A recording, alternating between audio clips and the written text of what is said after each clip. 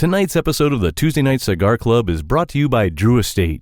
Come experience the rebirth of cigars at www.drewestate.com and download the free Drew Diplomat smartphone app today to discover nearby retailers, RSVP to special events, redeem points to win exclusive Drew Estate merchandise, and much, much more.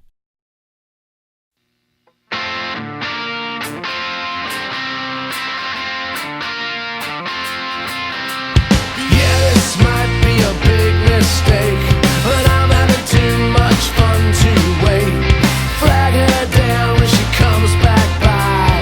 That one's yours and this one's mine. Bring another round. Bring another round. Bring another round. Bring another round. Bring another round. Bring another round. Bring another round. Bring another round. Bring another round.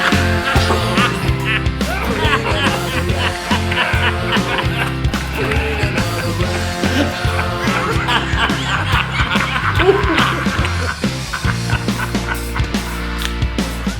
Here's the suckers. Good evening, brothers and sisters of the leaf. Coming to you live once again from the corner of No Hope, it's the Tuesday Night Cigar Club podcast. Tonight the boys have a lot of fun talking their way through the brand spanking new Netflix apocalyptic sci-fi thriller that is Rim of the World, while drinking a cosmic shit ton of Save The World beers paired with the exceptional La Meridiana cigar from Villager Cigars. So sit back, folks, light them up, and enjoy the show. Every day I'm hustling, hustling, hustling, hustling, hustling. Every day I'm hustling. So, if you boys will remember, which is a big if as much as you two like to drink, way back, the proof is in the potato. I'm not arguing. If you're watching us on YouTube, there's literally nowhere to put anything on this table. There's so many goddamn drinks. You two are the drinkers. I should stress that. I mentioned back on episode 91 a news article in the Daily Mail, remember, where Game of Thrones star Sophie Turner chugged a beer on the Jumbotron at a hockey game. Which one's that? The red-haired Stark Donner, remember? I like Sophie. Remember the Sansa Stark. They cut to her Queen on of the North. on the Jumbotron. Yeah. I think it was actually a glass of wine she chugged. Yeah. And everybody just went nuts. But it was on a Tuesday night she did it, and then she did my patented stroke around the mouth, and I'm like, she's got to be a fan of the show. Okay. Chugging, doing my move on a Tuesday night. Sure. Let's run with that. So if you remember then, the crowd went nuts.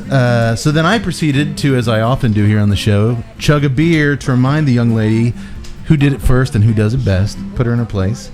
Not put her in her place. I was proud of her. She seems like a cool chick. Is that the same as mansplaining a chug? Yeah, the minute I said I put her in her place, I'm going to get in trouble for that one. She has no place. Her place is right here, equal with us. Maybe more so. You just mansplained a chug. Maybe more so. No, she took chugging out in the mainstream, and that should be applauded. Anywho, does that ring any bells? Remember that? Does. Remember that story? Yeah. Okay, it wasn't too long ago.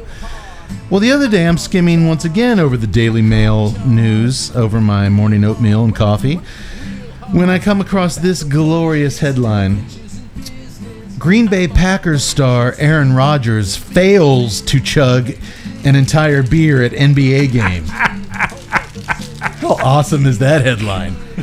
And I'm not just saying that as a diehard, lifelong Chicago Bears fan. I swear. There's part of you that is. Everyone and their kid knows Aaron Rodgers is an overrated asswipe and one of the biggest chumps in sports. That's not just me. That's common knowledge. So here's some highlights from the greatest article ever written about anything. At Thursday's Milwaukee Bucks playoff game, Packers quarterback Aaron Rodgers was challenged to chug a beer by teammate David Bakhtiari. He was sitting on the other side of the basketball court. The Jumbotron went to him. He had 2 beers, chugged both of them, pointed across to Aaron Rodgers. So then the Jumbotron camera goes over to Aaron Rodgers.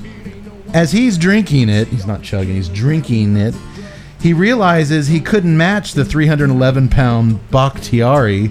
I was about to say, So Rogers put one finger up in the air to buy more time.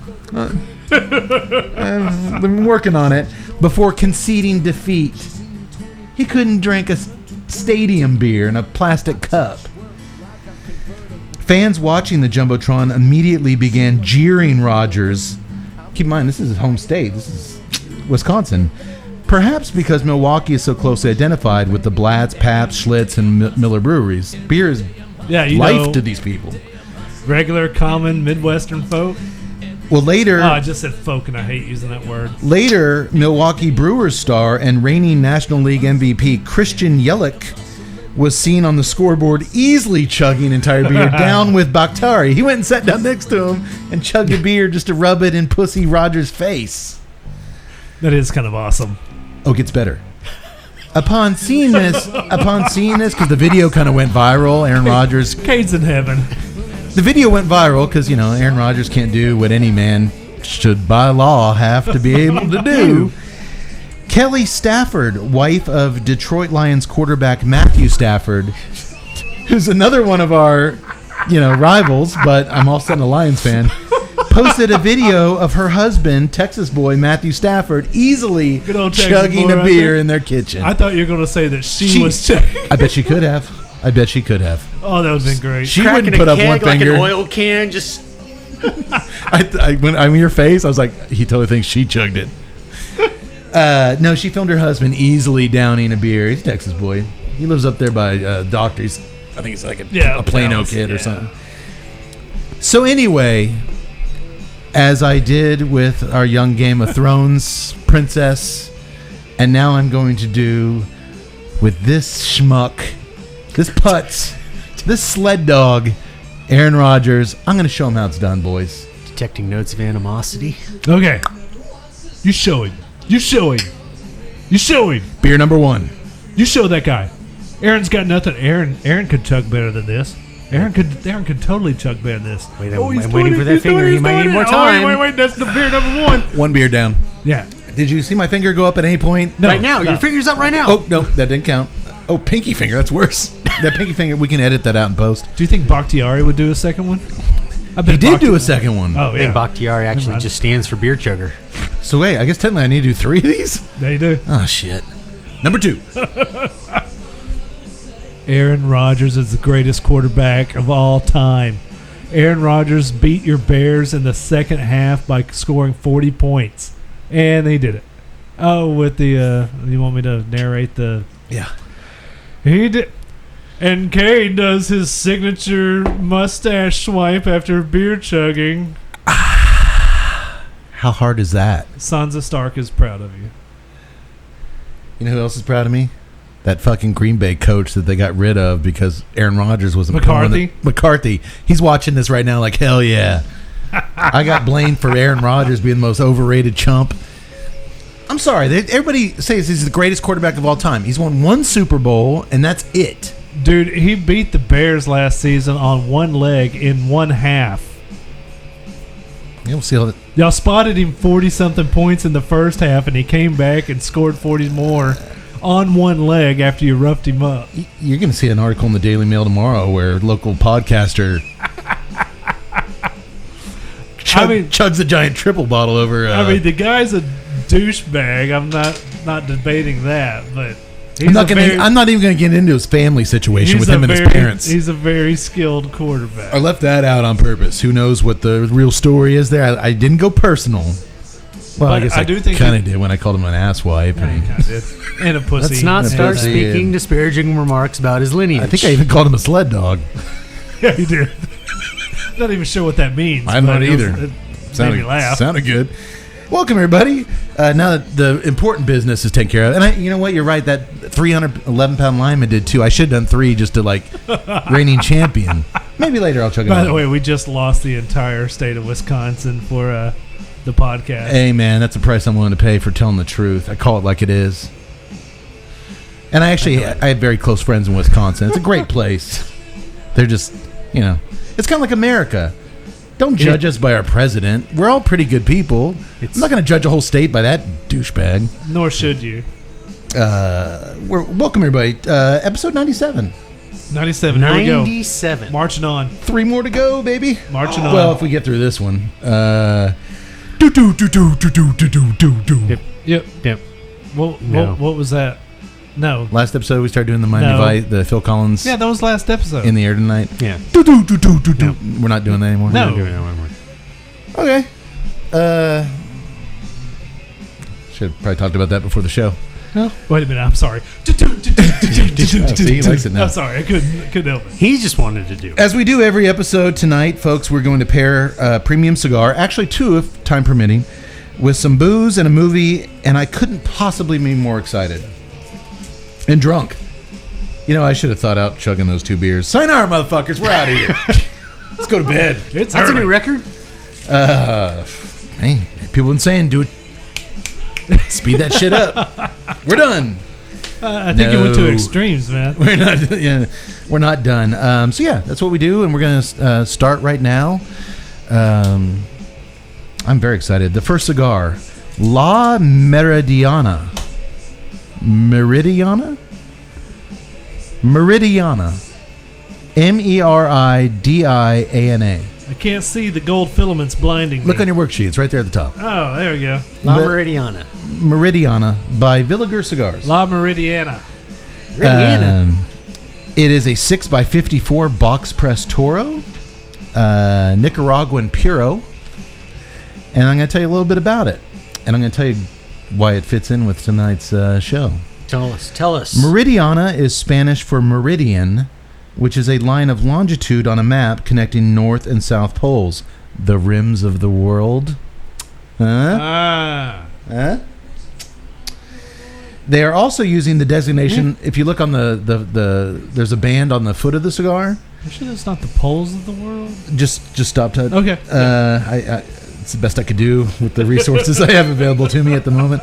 And on the footband there it says El Mundo de Tobacco, which translates to the world of tobacco. World? Our movie has the word world in it. And it was also on the rim of the world. It was on the rim of the cigar. That's right. This is pairing at its finest, boys. La Meridiana is an old Cuban brand once owned by the Havana Tobacco Company, an American business that consolidated much of the Cuban cigar industry during the early part of the 20th century. Originally, La Meridiana was owned by Cuban cigar maker Pedro Marias, but the brand disappeared after Fidel Castro nationalized Cuba's cigar industry.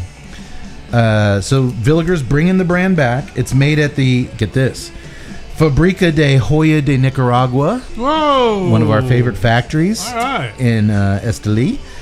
According to the company, the wrapper's aged for approximately 4 years to attain a certain flavor, but also a particular color. It is a very nice light milk chocolate brown. I was going to say. It's got a very decorative gold and orange band, a little bit of red in there. If you look, though, it looks like 2 bands, but that's just a brown colored kind of stripe between the 2. That's the meridian. That's the meridian. Feel it between your fingers. It's a very silky wrapper between the fingers. I like the feel of it. We don't know what regions of Nicaragua this is coming out of, any component of it, but it's a good looking cigar, and I just can't, it does feel very, it's kind of got that velvet kind of feeling between the fingers if you kind of rub it a little bit. Tight over on the cold draw, what are you getting? Cocoa powder on the cold draw. Cocoa powder? Oh, that's what I was getting. Or just the smell. Okay. I was kind of excited about that. Normally it's like, I've got hay, I've got some grass. Yeah. And, no, a little bit of boneyard. cocoa powder, man. Yeah, it's just a leather and cocoa. Leather smell? Yes. You're going to leather on the nose? I think that's a fine smelling cigar. It really is. I noticed it when you lit up for pictures. I was just like, that's... So aroma we're liking. That's a good did you get cigar leather on the smell. Did you get leather on the smell of the cigar? I haven't gotten the leather on. No, but I'm not a good smeller. Hey man, it's okay. It's okay. All right. That's why I'm going to rate this. It does have a nice aroma. It has a really nice does. aroma. All right, well, dude, you guys are in sync tonight. You both got cocoa powder. You got leather on the smelling off the leaf. I did get a little bit of the leather as well earlier when we were doing pictures. Yeah, I like that. And I like the feel. You're right. Silky on that feel. It's got a really silky velvet. What is that? Velvet? So that's what we're smoking. First up, I'm not even going to mention the second cigar in case we blaze through this movie and we don't get time. Take your time with the cigars. If we have time, it's a short cigar. The second one, if we get to it, we get to it. If we don't, we don't. But you guys light up, or you light up, Yaks. Tell me about this wonderful beer. As Sorry for always, I am going to ask you. Well, one first. The manufacturer of tonight's cigar, Villager, sent us this bottle that they, I'm assuming, thought would pair well with tonight's cigar. Why else would they send it with tonight's cigar? Can you tell us anything about this? We've never featured anything quite like this on the show before. The Grand Imperial Orange Liqueur. 1804, I believe. 1804. It is a delicate blend of fine cognac from the best growing areas infused with the distilled wild tropical oranges, orange essence, and other special ingredients from France. French. Oui, oui. It is suggested for after dinner drink or to be mixed. I can see fine it. Cocktail. I can certainly see it as an after dinner drink. But if you smell it, it smells like orange high C you get at McDonald's. it does really. I mean, when they said, "Oh, it's got some orange essence in it," you a couple of drops. No, it's orange juice. It's orange. It's just clear. It tastes like orange. I mean, it actually tastes a little bit like orange high C from McDonald's. Yeah. With some liquor in it. Liqueur. It is considered liqueur. It is considered. Okay, I'm not a big cognac drinker. me I'm not a neither. little cognac drinker. I don't drink cognac. I have had cognac. Okay, I mean, it's very sweet. That, it's not bad. I'm not going to say that, but it is sweet. It's really sweet. And that's just not normally something that I go is. to. Perhaps they were thinking the sweetness might bring something out of the cigar. Well, No, I think it just killed something. There was a note. That I was actually getting, and I was trying to, one, chase it down. Two, I was enjoying it, and then that cognac just blasted. well, it don't out drink of that there. cognac anymore. But Maybe again, thinking it's like one of those chocolate oranges or something. Speaking of which, I do have one more gift from Villager. Remind me on our next break. I'm going to surprise you boys with something. What could it be? You just gave a big clue, but to be Is it continued. To be chocolate continued. covered oranges. To be continued. Yeah, I don't know if I can Is say it in a box? I don't. Any more of those Miami shots? It is in a box. Miami shots. Give us a box. What's in the box? No more Miami. Oh, are we still doing the Miami shots? Do do do do do do do do do do. No, I'm sorry. No. I'm so sorry. I got some more. No more Miami shots. My doctor was very specific about that. Okay. Well, it was a very nice gesture, and I could see maybe if I wasn't looking to go out and if I was just looking to, I'm not a sipper. I'm a drinker. So if I was looking to sit out on the deck and sip something, I'm a sipper, and it's not terrible. it's not terrible. I just think it's too overwhelming for It's very the cigar. It's very in your face. I'm gonna take a sip of my beer actually to cleanse my. I'm gonna take a sip of this triple beer loaded with flavor to wash out the flavor of the. Well, I mean, I Orange. could definitely say, if I was going to have it, like with, if it was paired right with like a specific dessert, I think that would be really Yeah. good. So, Oh yeah, Actually, I'm trying not to be. carrot cake. You pair that with a good slice of carrot cake, you're in business. Tiramisu. Oh my god, that would be tiramisu. pretty damn good. Yeah, now we're that would be talking. really good. Yeah, that would be good. Were you able to No, it's regain? gone. Okay, you'll get it back. Well, Yax, let's then. this is a fantastic orange flavored cigar. let's talk about the first. We have 3 beers we're going to be drinking tonight. 3 from the same brewery. Tell us a little bit about the brewery and a little bit about the first beer we're doing. All right. The brewery, Save the World Brewing. I asked so much of Yax tonight. All right, I got this French thing you got to do. Oh, and all right, what's the beer? Well, we got 3. Save the World Brewing, founded and started brewing in 2012, which was supposed to be the date of the end of the world. Yeah, the Aztec calendar. Correct. So they wanted to save the world, and they figured we could do that by producing alcohol. Yes, you can. This solves so many problems. It absolutely does. And if the end of the world's coming, you want to be pretty loaded. Yes. But not only that, the husband and wife team that started it were physicians. Really? And they gave up practicing medicine to make beer. So would you say these are doctor approved? Yes, it is. So this is all I can drink from now on. It's Winner. medicine. This is medicine. Winner. And it's like religious medicine. Correct. That's even better. Dave, and I'm going to pronounce, I believe it's like Quinn. How you spell it? Quynh. Quinn. Sure. Okay. Quinn Rathkamp. They swapped their jobs as physicians to open America's first 100% philanthropic production craft brewery. All profits go to charity and/or various charities. Which charities? Actually, you can check out their website. I mean, it's a long list. We should have done that probably before the show. I was about to say, is it crazy charities? They're not like No, they're God hates like fags dudes, are they? no. Okay, You know, it's TNCC's drinking a bunch medical of beer charity, that, you know, endorses. things you heard of, Habitat for Humanity, things of that all right. nature. So. Yeah, Jimmy Carter stuff. I could endorse that. Jimmy Carter, I'm out of here. Libtard. Actually, Jesus beer, I'm out. Building homes hey, for we the misfortunate we got it. out You know, here.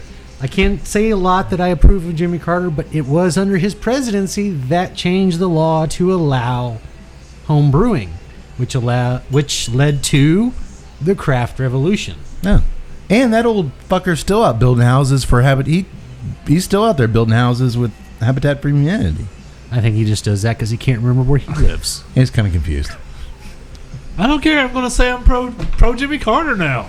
Look at him. I didn't know about the beer stuff. Oh yeah, 1978. Look at him nailing down those shingles. Way to go. America is in. He's laying them down as flooring.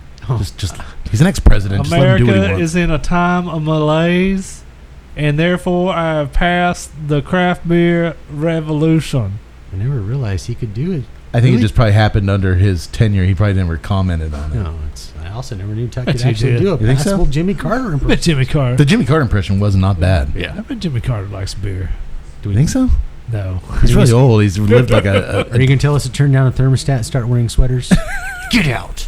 I bet he likes Boost. hell out of here. He likes some Boost. Okay, so all their profits go to good stuff. Yes. There is a cross, kind of a Celtic cross on their logo here. Well, they are, religious, but they're not really like, it's not that they're promoting that per se. That's just in their own Right. thing. But I mean, The beer comes first. the beer comes first, and we are starting They should with put Jesus first. Once again, You shut up. they write everything in Latin, so I'm not Oh, exactly these names of these beers. I'm so sorry. Princeps Passus, which actually stands for the Prince of Peace. Dude, not bad. It's Prince of Peace. It is a triple, and this is their spin on the monastic triple ale. 3 different grains combined with 3 different hops to create what, as they say, to create a delightful balance of floral hops, lightly sweet malt, spice, and hints of citrus fruits. I'm getting the malt and the spice. I get far more malt and spice. The citrus is way Citrus and the subdued. hops are secondary. I'm getting This a is, lot of of course, malt as and a spice. triple. I mean, it does come in as a little bit of a powerhouse, 8.7% ABV, I'm liking it. but it's only got about 25 IBU. Yeah. So Yeah. Boy, hops are on the back burner. I don't know if I'm getting any citrus. No, not really. You're not getting any how citrus. could you? It's being warmed. well, I'm getting some orange. Exactly. Is that I'm getting an entire bushel of oranges. It's not like the Canadian Don de Dieu's, the Le Mans that we've had Yeah. those type of triples, because those featured heavy on the coriander and the citrus on it, Spice and or citrus. the florals. This is more heavy on that spice In the malt. and the malt coming up. I like really it. like it. I like it it's too. a change of There's a pace I like. slight citrus, but it's not. Yeah, it's not anywhere as and I want to prevalent peg as- it as maybe a grapefruit. Maybe. Maybe. I'm not getting any floral. Like I notes said, whatsoever. I would classify it as having a citrus No. flavor. I mean, it No could be floral. anything. I mean, it's not strong enough, but other than just having that citrus. First of all, I'm a fan of triples. I really like them. Me too. And most triples that I do have got a nice little malt body to them, but they do have a heavy citrus coriander type deal. And this is like a different shade of triple. I like it. I don't know exactly how it's. I mean, I'm sure there's like a Belgian beer manufacturer going, "That is not a triple," or however they talk. I don't think they Well, talk they like that said in it is Belgium. a delightful spin on the Oh, triple. it's a very delightful spin on your. His Belgium guy kind of sounds a little bit like a slowed down Jimmy Carter guy. All right. Yeah, I do like it. I like it too. And I'm not a real malty beer. Malts kind of tend to go sideways on me. But that combination of the malts, I got to try it. I like it. The malts and the spice work. Yeah. Yeah, it's nice. And, it comes in this big-ass 750 milliliter bottle. But as you said prior to the filming, it's okay if this is on the table. While triples are supposed to be Right. a little bit warmer. A little bit warmer. Well, what is referred to as cellar temperature, which, I mean, that can be in the 50 to 60 degree range. We don't Right. have cellars in Texas, so we're just going to wing it. Yeah.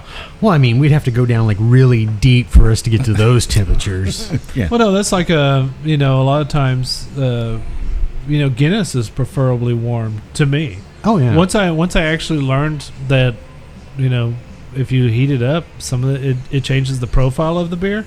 I'd sometimes let beers warm up just to kind of try to see what they are. There was a beer that I tried at your pub, Santa Fe. It was a stout. It was an imperial stout by Santa Fe Brewing. The Imperial Java Stout. Yes, the Java Stout. And if you let that sucker warm up a little bit, it just blossoms. It's a really good beer. Well, so people I'm kind of curious to tend see to what forget. this does. Because of the such long time just pushing for light beer and things like that. I mean, you all know the effect of letting your light beer sit out for 30 minutes. Yeah. Everyone goes, it tastes horrible. Well, yeah, because it's supposed to be served ice cold. Well, Yeah. I mean, Yeti has made billions on keeping your shitty ass beer cold. That's true. It's a whole business model. How do we keep those shitty ass beers cold? Actually, their business model is, let's build a cooler I can stand and fish on. That's actually where the impetus of the idea for Yeti came. But do we want to be light and portable? No.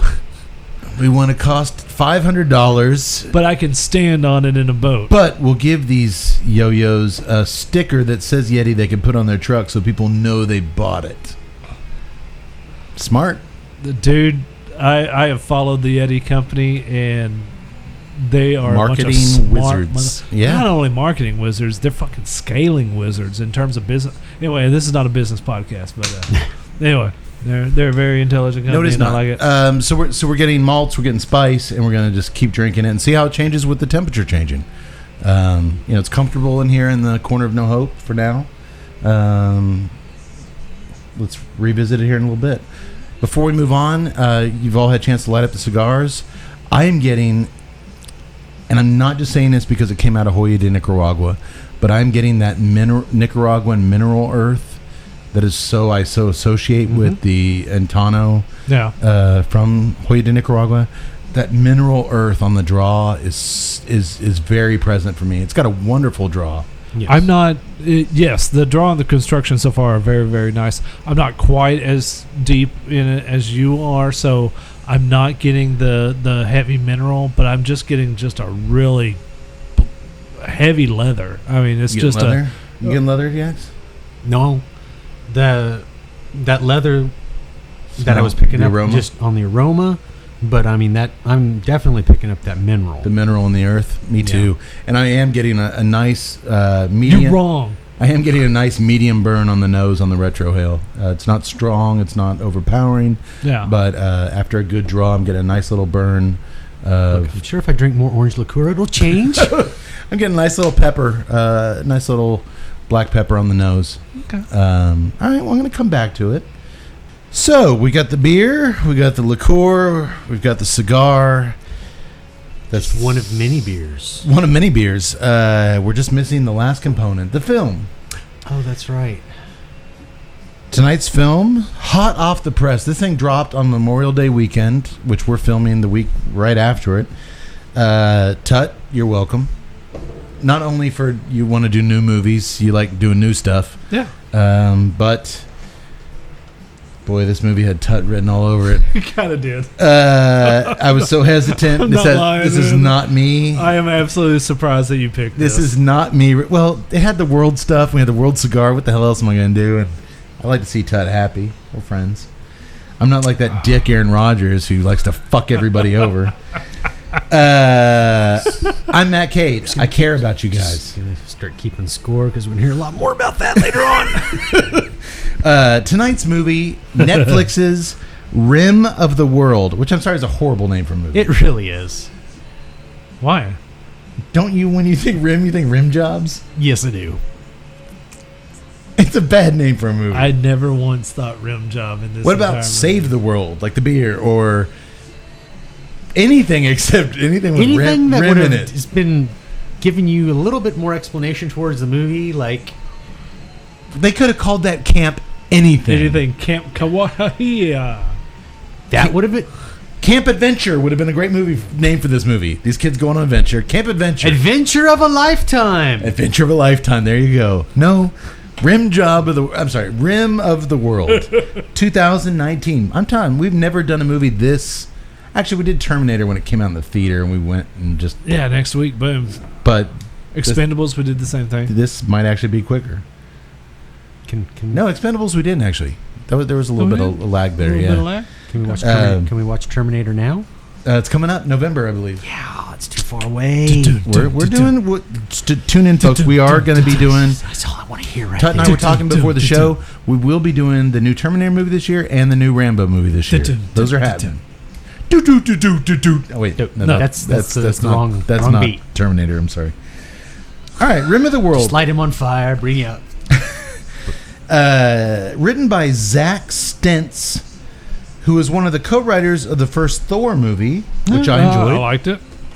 And he wrote several episodes of TV's The Flash, which I'm a huge fan of. Yeah. Yes. I love The Flash. Maybe one of my favorite TV shows. I like Flash. I like Supergirl. Those are my two go-to superhero TV shows. But he has been recently announced as the screenwriter of the upcoming Big Trouble in Little China remake. Uh-oh. So you can imagine how I feel about that news. I'll tell you what, I'll revisit that at the end of the movie. I'll be like, hey, do you guys think this guy has the chops to write a Big Trouble in Little China movie? Don't answer now. Well, I'm going to. You can't stop me. So that's the writer, and tonight's film is directed by a guy who goes by McG. I'm sorry, you gotta go by something else. Big M, little C, big G. McG. What are you, 17? He directed the two Charlie's Angels movies, and he directed Terminator Salvation, the by far worst entry in the Terminator series. All right. Because the cinematographer on this is one of my favorite cinematographers, Shane Hurlbut, ASC. Of course. He was also the cinematographer on Salvation. Okay. Also a movie I like, Drumline, about band geeks from Atlanta A&M. I will say this. McG, I think he was also the one that Christian Bale yelled at.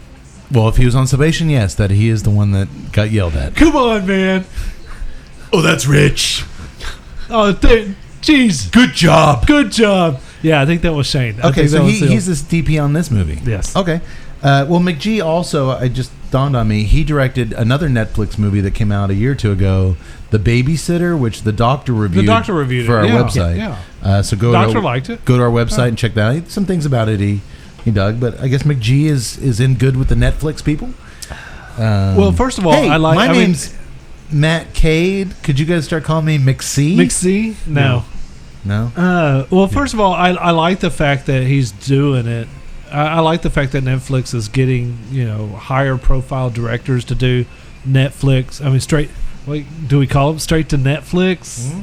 It's not a derogatory thing. I think that's basically how distribution. Netflix produced. Yeah, Netflix. I think that's how production is or distribution is going to go. They're putting a lot of money. Their goal is all original stuff, man. And it's going to be funny. Steven Spielberg's going to be 80-something years old, and he's going to bitch about it. But I guarantee you, he will do a Netflix film. You think so? I guarantee it. Scorsese's directing the Irishman, which is going to be a Netflix flick.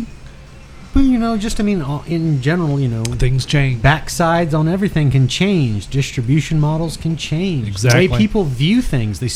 We all still want to watch movies. Yeah, not McG movies, but other movies. Until we have to go to the Netflix-sponsored McG channel.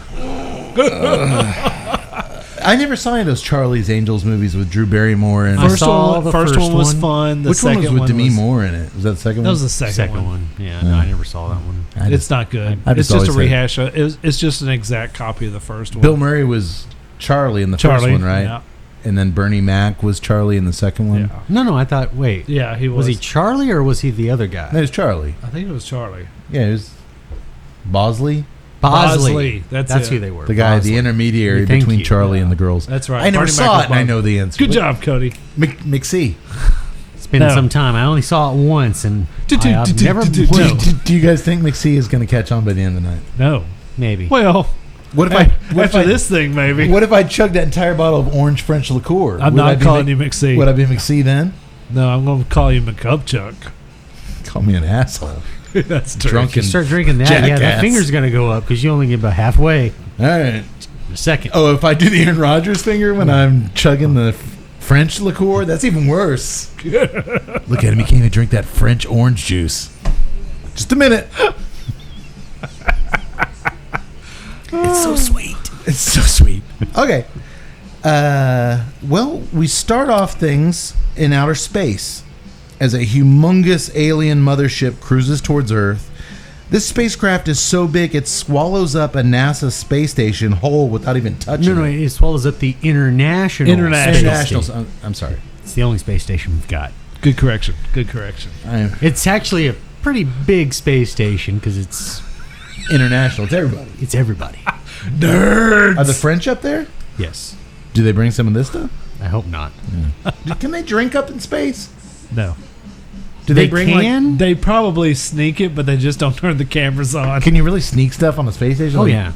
They're allowed to bring up, a certain amount of personal items. McC, what you got in that suitcase? Well, the Russians are bringing vodka. There's no way the Russians are going to the space station without vodka. Has there ever been a drunk dude just go nuts in space? Not that we've seen. He never turns on that camera let me tell you something. No, I guarantee you NASA is just all right, encrypt that way. Do we have that on film? Well, we're not going to really film this right now. So. Destroy that footage. No one must ever know. All right. Well, it swallows the International Space Station whole. It just kind of envelopes it. A frantic female astronaut, American astronaut, tries radioing in their coordinates because Mission Control, who she's talking to, can't pick up any signs of the alien vessel on their radar. She's like, I'm telling you, they're all around us. And they're like, well, punch in the coordinates manually. Before she can do that, we hear a creature growl behind her, and boom, that's that. Lights out. We then cut to the bedroom of a young nerd, Alex, who's sitting in front of 24 computer monitors in his bedroom. I was going to ask, why would you call him a nerd? Oh, wait. The ginormous NASA-sized wall of computer monitors. The display wall that kid's got. One, Jesus, man. First of all, I'm envious of that wall.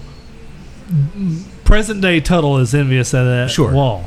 16-year-old Tuttle would have beat that kid up for that wall. 16-year-old Kate would have been beaten off to 24 screens of not NASA on those walls. First, good God, the parents of that kid. Oh, yeah, that's cool. We're going to get you 24 monitors that you can all slave together. That is incredible. Which, I have to agree. It was a little overboard. I'm going to agree with Tut. 13, 14-year-old boy, apparently well-versed in technology, and not a single TV with some titties on it. Nope. Just booster engines. They should have had titties on one, and as soon as the mom said, "Hey," click, Goes to the moon. Well, he's sitting there awaiting NASA to test their new booster engines. He's very excited about this. His mom tells him he's been sitting in that chair long enough, i.e. his whole life, and that whether he likes it or not, it's time for him to leave for camp where he'll make some real friends as opposed to your online friends. if you want your kid to go outdoors, maybe not give him a 24 monitor display wall. Oh my God, it's so many TVs. It's amazing. Yeah, it's ridiculous. We get it. He's a nerd. 6 TVs would have been adequate. I mean, a two-screen monitor set up. Most people can't get over the fact, like, look, the mouse goes across both screens. It's amazing. I was about to say, or at least 2 screens with a third one that's set up vertically. Then everybody would be Or like, at least what's that? It could have been 2 screens with the other the above diagonal. Oh, It was look at that! I've got. I'm surprised they didn't do like the full what's that Tom Cruise movie where he like touches stuff and like He's got his own virtual reality Like now. moving around. A little ball came rolling out of somewhere. Oh, it's a crime somewhere. All right. Well, as he and his mom drive through the big city, his very enthusiastic mom asks if he really wants to wear his dad's dead watch to camp. His dead dad's watch. It's not a dead watch. His dead dad's watch. What I say is dead. You're dead. You want to wear the dead watch? Your 2 beers are kicking in. What'd I say? You said His the dead dad's watch. dead watch. His dad's dead watch. His dead dad's watch. His dead dad's watch. Yes. I'm sorry. I'm gonna chug this liqueur. All right. He's wearing his dead dad's watch. And she asks, are you sure you want to wear that at camp? I mean, you're going to be out in the wilderness. Things can happen to it. It's a very precious memento to him. And he promises, I'll take care of it. My question to you boys, why is it always a watch that the kids have to remember their dead dads by in these movies? I hid this We watch. just had it. We just Oh, had yes. it in the New Kids. When Tom Atkins Yeah. died, he gave his watch. They gave it to the son, like, you'll want this. I think that was just a time. They're still trying to hang on to that. I mean, for a long time, that was. It's always the symbol of a guy dies, his kid gets the Pulp Fiction. Your dad wanted you to have this watch. I hid this watch. This watch. Oh my yes. For 2 fucking years. Why is it always a watch? Just Actually, once. one of the things that I did I'm not going to go there. A little personal. Little personal, but the thing that I want to do is a pocket knife. There's a pocket knife from my wife's grandfather that was passed down to her dad. And then when her dad passed away, we were cleaning it out, and I found it, and it's got the initials on it. They gave it to you. Well, I inherited. You just stole it. Well, I kind of did because we were going through, searching for or figuring out what to let the people auction off, and I snagged that, and I was like, "That's the perfect pass down." I haven't even opened it up. It's sitting in our cases with my guns. Well, I just found it. It's just a thing we see in these movies. The watch is always the wristwatch. Just once, I'd like to I'm see gonna this. go cry now. Thank you. Just once, I'd like to see the scene where a young boy gets handed his dad's shark tooth necklace at the funeral. Oh, that'd be awesome. Son, your dad, adult film legend Randy West, wanted you to have this shark tooth necklace. My God, has this thing seen a lot of ass? Like literally thousands of ass. The kid's like, fuck yeah, puts that necklace on. And again, that's why Matt Cade does not get to make Netflix movies. No, I think that's why you should make Netflix. This is the one time I'll say that's the reason why you should make Netflix. How cool a movies. scene would that be? No, because you're right. It's always the watch. It should be a shark tooth necklace from a dead porn star dad. So part of that's accurate. We then cut to a giant mansion where young Darius is dancing his pimped out little ass off as he gets ready for camp. He's excited about camp, unlike Alex. His parents give him a nice little send off, and then he's shuffled into a sweet Mercedes wagon, and he's on his way. Lime he's on his way. green. Yeah, it's This is the epitome of rich kids. Yeah, this is the richest of rich it's kids. a mansion. He's got a butler. He's got a butler with a turban. Yeah, he's got He's a got an butler Indian doing it butler? for An him, Indian butler? Like, everything. How's that happen? I mean, yeah, this dude is on point. We then cut to the airport where a sassy young Asian girl named Zen Zen has bribed a doofy white dude into talking their way through customs Which I missed that. it was a pretty big scene. I'm sorry, I missed that. She's by herself, so she's not going to be able to go through customs by herself. Right. She bribes this goofy white dude to say he's like her my Uncle or- niece. It's his Yeah, niece. his uncle. I just thought that it actually was his uncle or her uncle. No, she gives him money and says, "Get lost." Well, it must not have been that great of a scene because I was pretty into this movie. I just looked away for a second. Well, that happened in that second. So she ditches his ass, jumps in a cab, and when the driver says, "Where are we going?" she shows him the brochure for the Rim of the World Adventure Camp. That's what she Which wants to I'm do. going to wonder, taking a taxi from the airport out to the wilderness has got to be ridiculously It's economical. expensive. It's economical. Like, you know, she must just be like coming into the States with like just a, you know, duffel bag full of cash. I'm kind of curious about the prequel to Rim of the World to find out what Jin Jin did. I thought it was. Did you guys think it was a little weird? And this is probably just me being sensitive. Maybe I'm a snowflake. The whole scene where she's coming in with the older white guy who's clearly not, and they're playing the Devo song, "The Girl You Want." Just the girl the girl you want. Is that weird? Because she's a kid. And they're trying to like make her like this kind of attractive.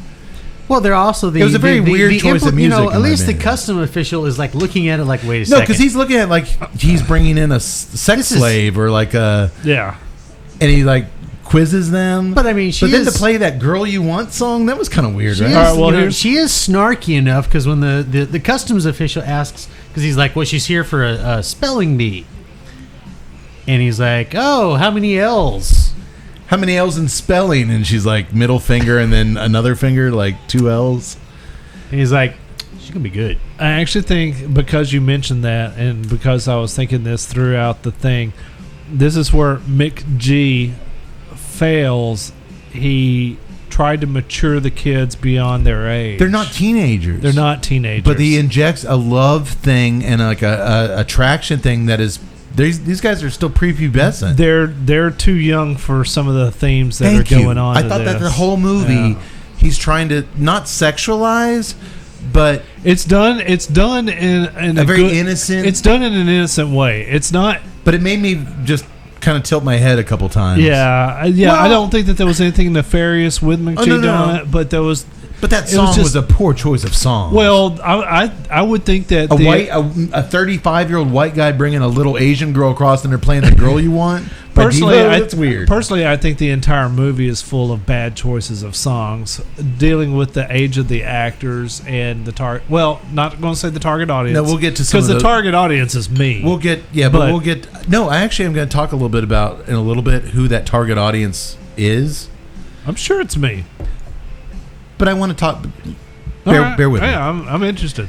Well, you know, that's one of the things. Like, I mean, and this is the instance, you know, they are young kids.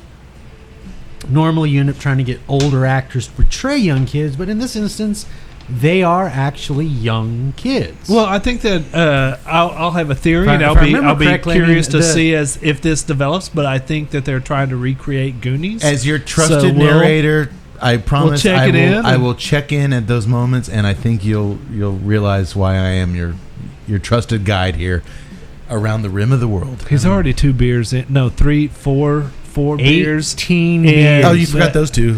Yeah, I mean, I don't trust him. He's not our. He's I'm not gonna my win your trusted trust there. back. All right. When the 3 kiddos arrive, real quick before now, this movie builds up pretty fast, which I like. Tut cigar. Did you find that taste you were looking? Did you recognize that note? That fucking French thing ruined it for you. blasted it out, and it was a very distinctive note too. And I wish I could have grasped it right off the bat, but I'm still getting that really nice mineral and earth on the draw. The minerals With the- there. with the black pepper on the back of the I'm nose. getting a little bit of pepper, not much. no, it was, I'm sorry. Just, Same thing. yeah. No But- leather. No, a little bit of leather, Are you but the guys- mineral is Yeah, very a little strong. bit. I'm only getting a hint of pepper. I don't know, maybe. I'm the same way. I'm a hint of pepper, Just but I'm not getting as much mineral let's as you see- guys are. I'm getting more leather than. okay. So leather on the draw, mineral with you and me, some earthiness, and then we're Little both bit of pepper, getting yeah. a little bit of pepper in the middle of the nose, which is nice. I'm hoping maybe that some of that, you know, the aroma of cocoa will actually translate into Well, let's some see. chocolate. Let's see. Okay, I just want to check in before. Maybe I should stop drinking this orange liqueur. Stop drinking that. Drink. Drink the good stuff. No, that's what they told us to drink. No, it is. It is. All right. Well, I just want to check in real quick before it gets out of we're about approaching the second third, I guess, of the cigar. Stop doing that. Stop drinking that stuff. It's growing on me. Wait, it's growing in me. When the three kiddos arrive at the vast and quite gorgeous Rim of the World Adventure Camp, and here's kudos to your DP. You said you really like this director. This place looks amazing. The wilderness, but just the camp and the shots just showcasing. It's not like a lot of movies we watch where it's just a cheap little drone flying over some trees. Yeah. This thing looks great. It looks like the ultimate camp ever. There's not a bad shot in this movie. It's a good-looking movie, man. I'll agree with you on that. Well, the kids are greeted by a sassy camp counselor who teaches them the black man's handshake, which he tells them you're not allowed to do. You're not black. All right, so first of all, boom. There's so many fucking racial jokes in this that I'm kind of like, well, that's kind of he edgy. even tosses in a little Jackie Chan Rush Hour impression for the young impressed Zen Zen.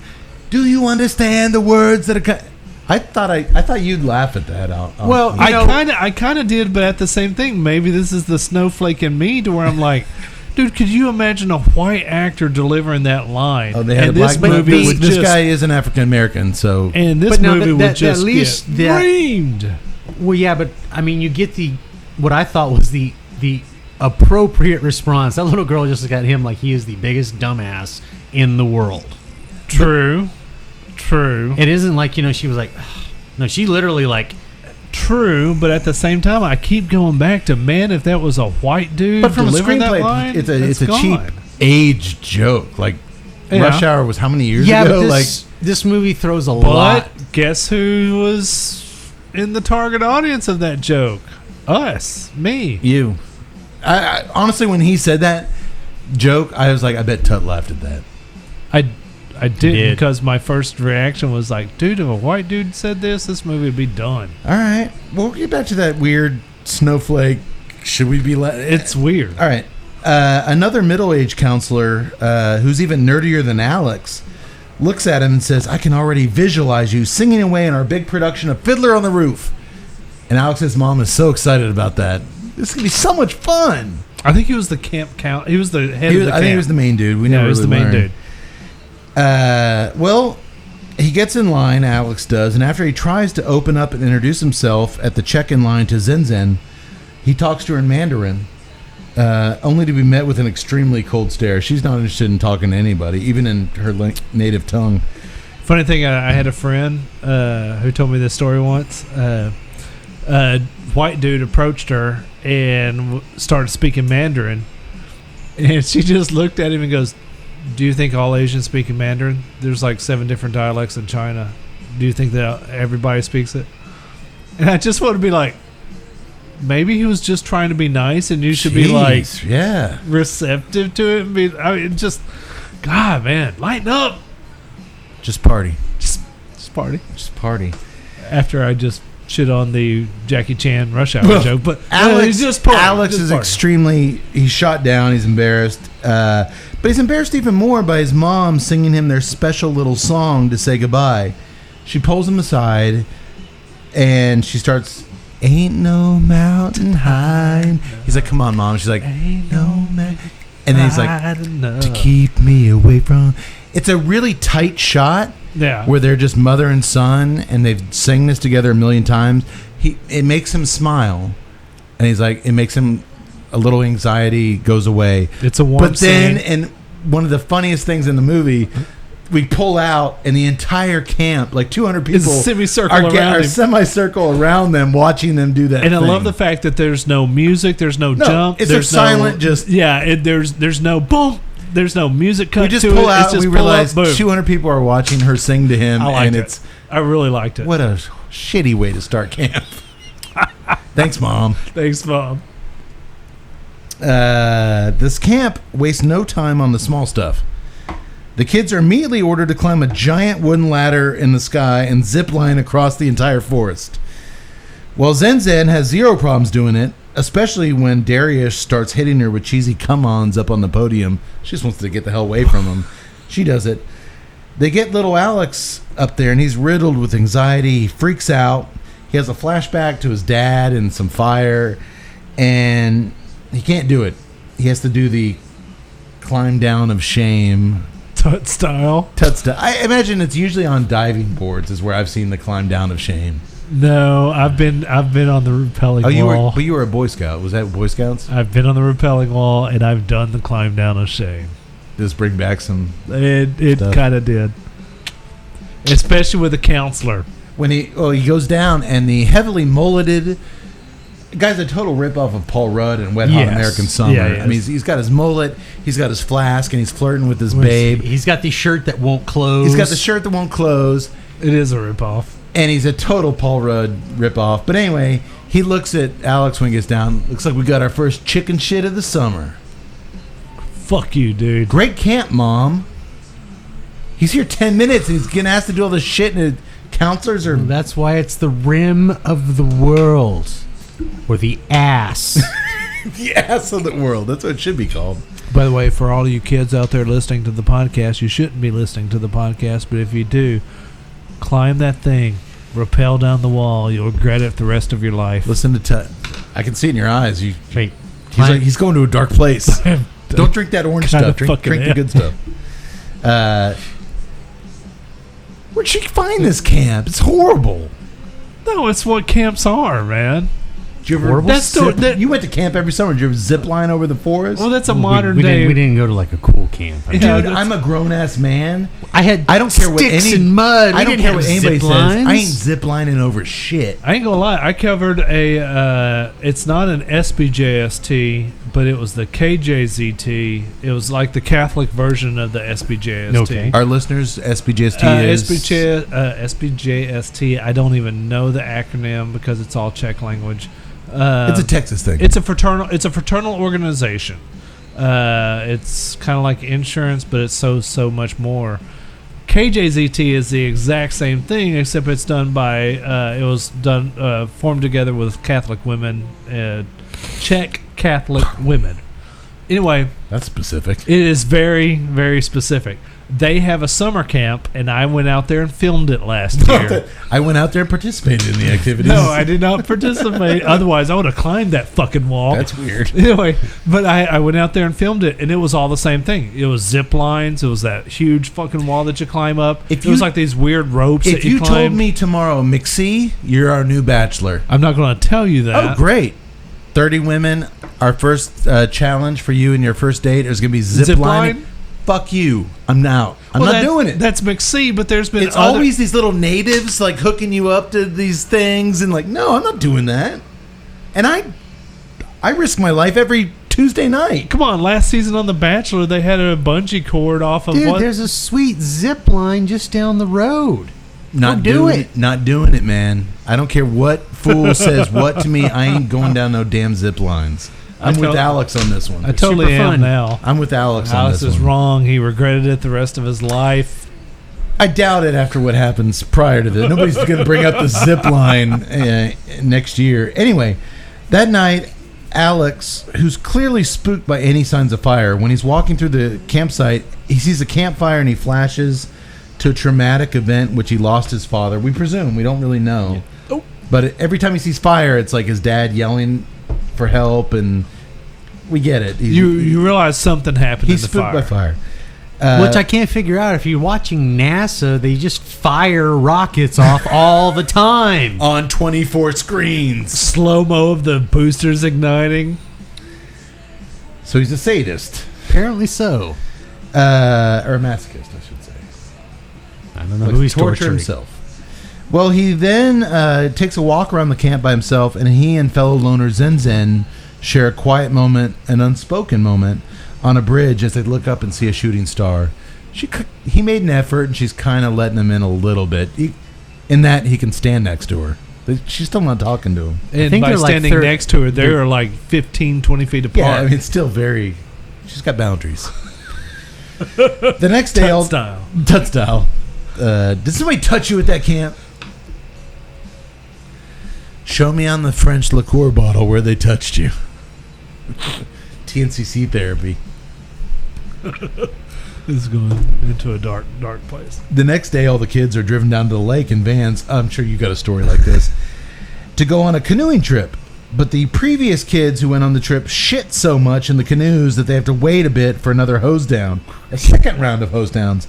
The chick counselor says, you know what? At this point, they're more shit than canoes. It's going to take a while. I'm sorry, I was laughing at this part. I was funny. laughing at That this was part. funny. Well, I do like the response. Look, 2 kids shit in the bus over here. We didn't even. We're still. The black guy driving the bus like, I had 2 kids shitting on the way down here. You don't see me hosing anything down. Look, at this point, the canoes are more shit than canoes. During the hose down period, Zen Zen wanders off to find the exact mountaintop viewpoint that's illustrated on the brochure.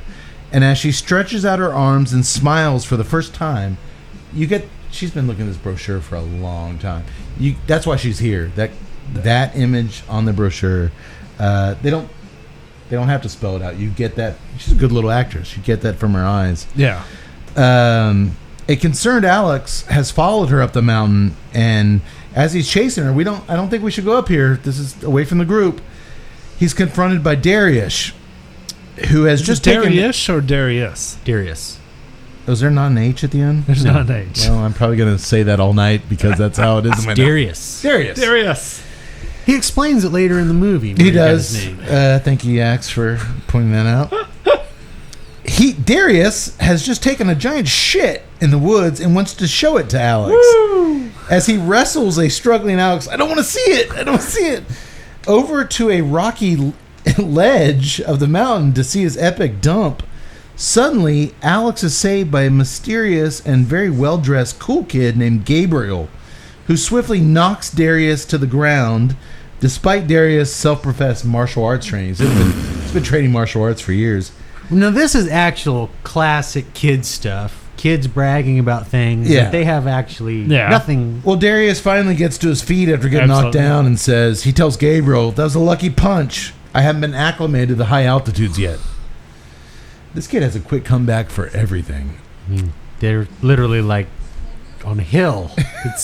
I'm just going to go ahead and so I can get this out of the way and enjoy the rest of the night. The kid playing Gabriel sucks. He's not a natural actor. I didn't really buy it. The other kids are really, really good. These kids are some good actors. We're going to get into their how much we enjoyed them a little bit later. I will say this. When we learn Gabriel's backstory, the fact that he's in the middle of the woods with pressed, crisp, clean clothes makes no sense. Well, good job, McGee. I was like, I don't know what they were trying to do because, like, when I first saw him, he's like out of a J.C. Penney catalog. Well, yeah, but my thing was like he's dressed like 1950s. Yeah, he's kind of got the big collar and the white shirt underneath. But it's like you just said, you're at camp. It's one thing, or you're in the woods. Well, Gabriel is not one of their fellow campers. I can say that now without giving too much away. You're still sitting here going, he's too clean. Which makes no sense when you learn how he got here. But we'll get to that. Suddenly, there are loud before Darius and Gabriel can get into it anymore. There are loud explosions heard in the distance, and all their cell phones. They were all supposed to give up their cell phones early on, but none of them did. I love how none of them did. None of them did. Even Alex. Even the nerd didn't give him a cell phone. I don't have a cell phone. Oh, wait, here it is. I forgot about that. It's the emergency broadcast system telling them all civilians are to evacuate the metropolitan areas immediately. Under no circumstances approach any unknown aircraft. Darius starts to freak out. It's the next 7-Eleven. Dude, that was fun. It's kind of funny. I laughed at that. Yeah. I did too. I like Darius. You get the idea his dad is somehow super famous. Yeah. And he's been spoiled, spoiled. He's been spoiled his whole life. But ultimately, he's extremely likable, the actor and the kid playing him. At his core, I kind of like the kid. We'll see if there's growth there. Yeah. Maybe there will be. Well, the 4 kids race back down to the lake where everyone has now immediately disappeared. There's no trace of them. They see some giant explosions in the Earth's atmosphere, and just like that, all their cell phones are dead. Before they can come up with a plan, some low-flying fighter planes zip across the lake right in By front the of way, them. the nerd correctly diagnosed it, EMP in the atmosphere. We'll get to that. And Darius concludes, but right now they're just seeing explosions in the sky, these planes zip across, and Darius concludes Raptors. it's got to be North Korea attacking. Zinzin, call them off! Come on, it's another. All right, first of all, that was kind of racist, but damn funny. It was a funny funny. line. It was very funny. And there's even a little cutaway look of her as like, you asshole. Once again, she's looking at everybody like, you fucking morons. Which is the general look most Asian chicks give American dudes. Deservedly so. I can't say that. Deservedly so in most cases. Yes, exactly. Did you notice here that Zen has adopted a rather unique hairstyle where it looks like a bushy gray animal has sat atop her head, complete with a ponytail that kind of resembles a animal tail?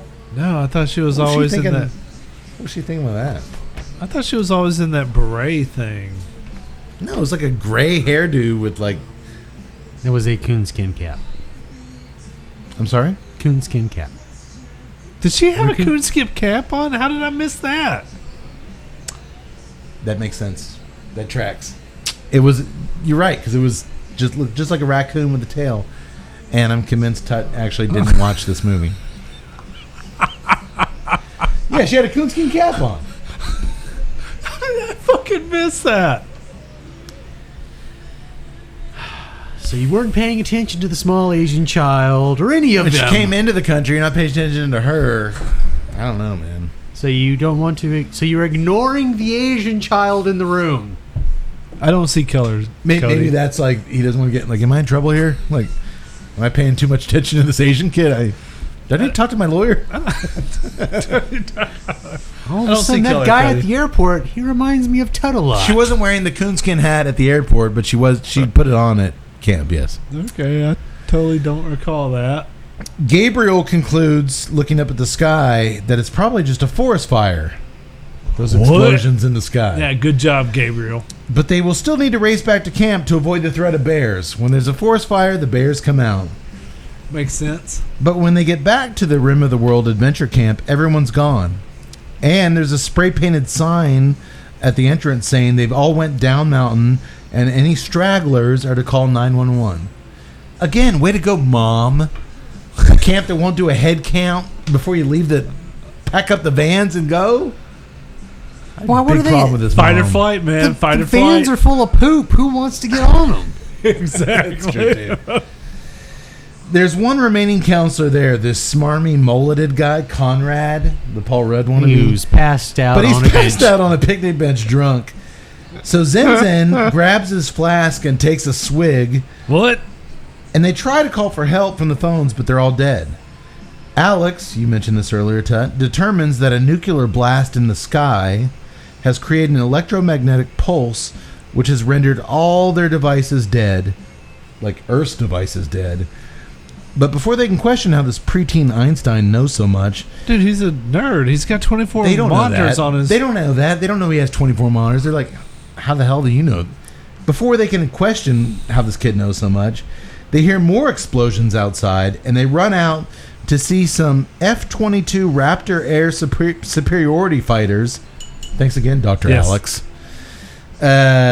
Battling some alien spaceships above. I totally buy that Alex knew that. The kids run for their lives. Oh, of course. He wouldn't know that. The kids run for their lives as lasers and bullets rain down everywhere, sending aircrafts crashing This is some into the surrounding mountains. One of them does say this is some Independence Day shit. And I think Darius is like, but it's June. All right, here, I want to say this. At this point, I like that they introduced these characters quickly and got right to the inciting action within the first 20 minutes. Correct. I didn't need to know anything more about these kids than they gave me. Boom, we're off In to it. the races. And B, I like that the aerial combat and the action sequences are almost entirely shown from the kids' ground perspective. Absolutely. We never go up in the sky and follow the ships around and join in on these battles.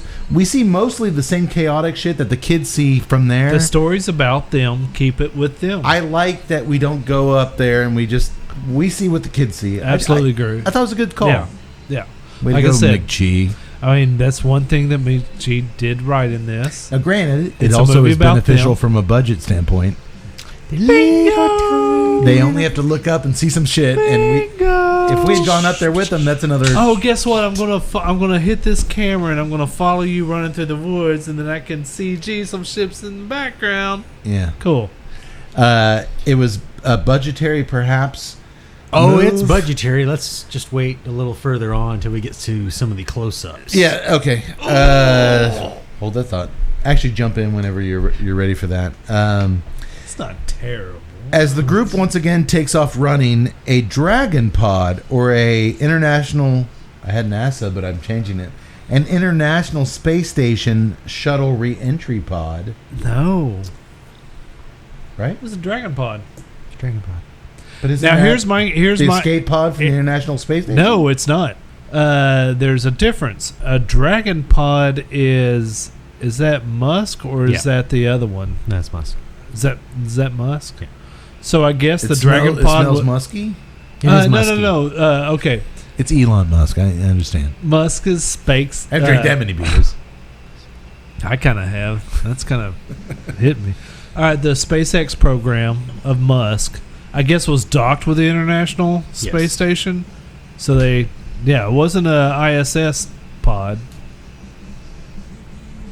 JPL? It was JPL.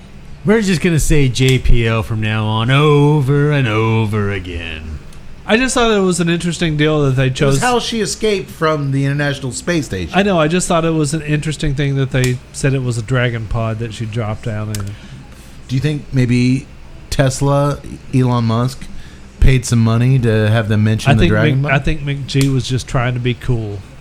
Throwing in, well, yes. This All right, has so many but various for the sake references. of the story, it's a pod, like Yeah, I mean, R2D2 and C-3PO escaped from you would figure that the ship. The young nerd Alex could just It was an say escape it's pod an that shot off the space station. It was. They could have literally just spray painted ISS on the side. Yes.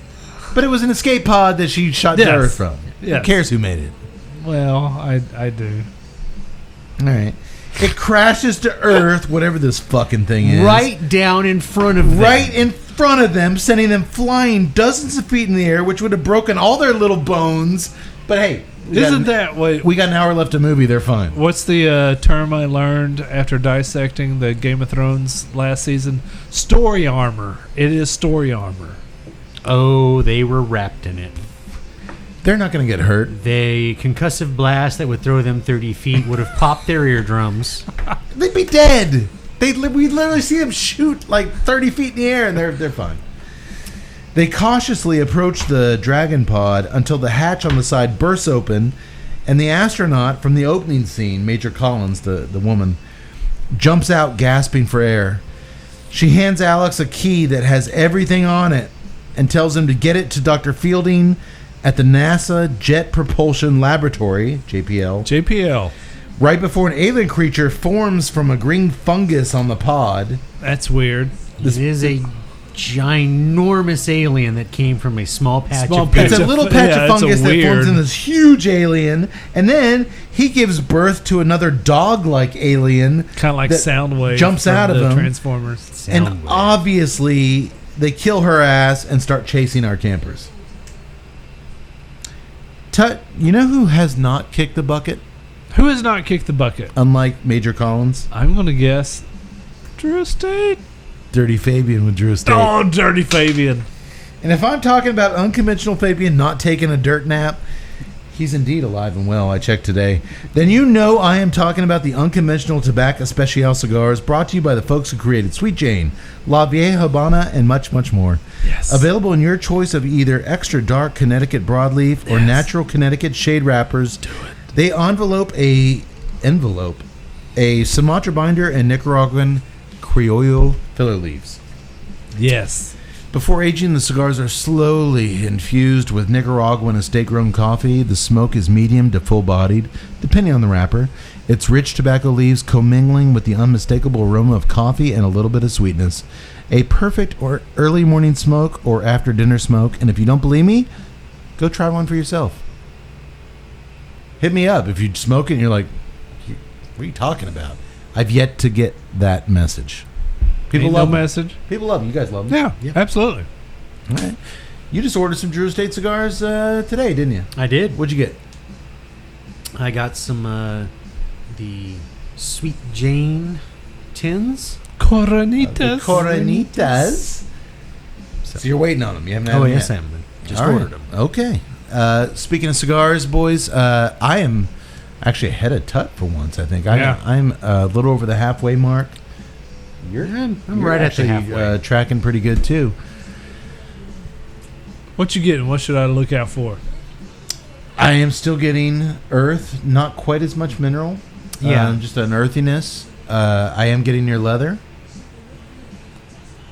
I'm still just getting that hint of pepper.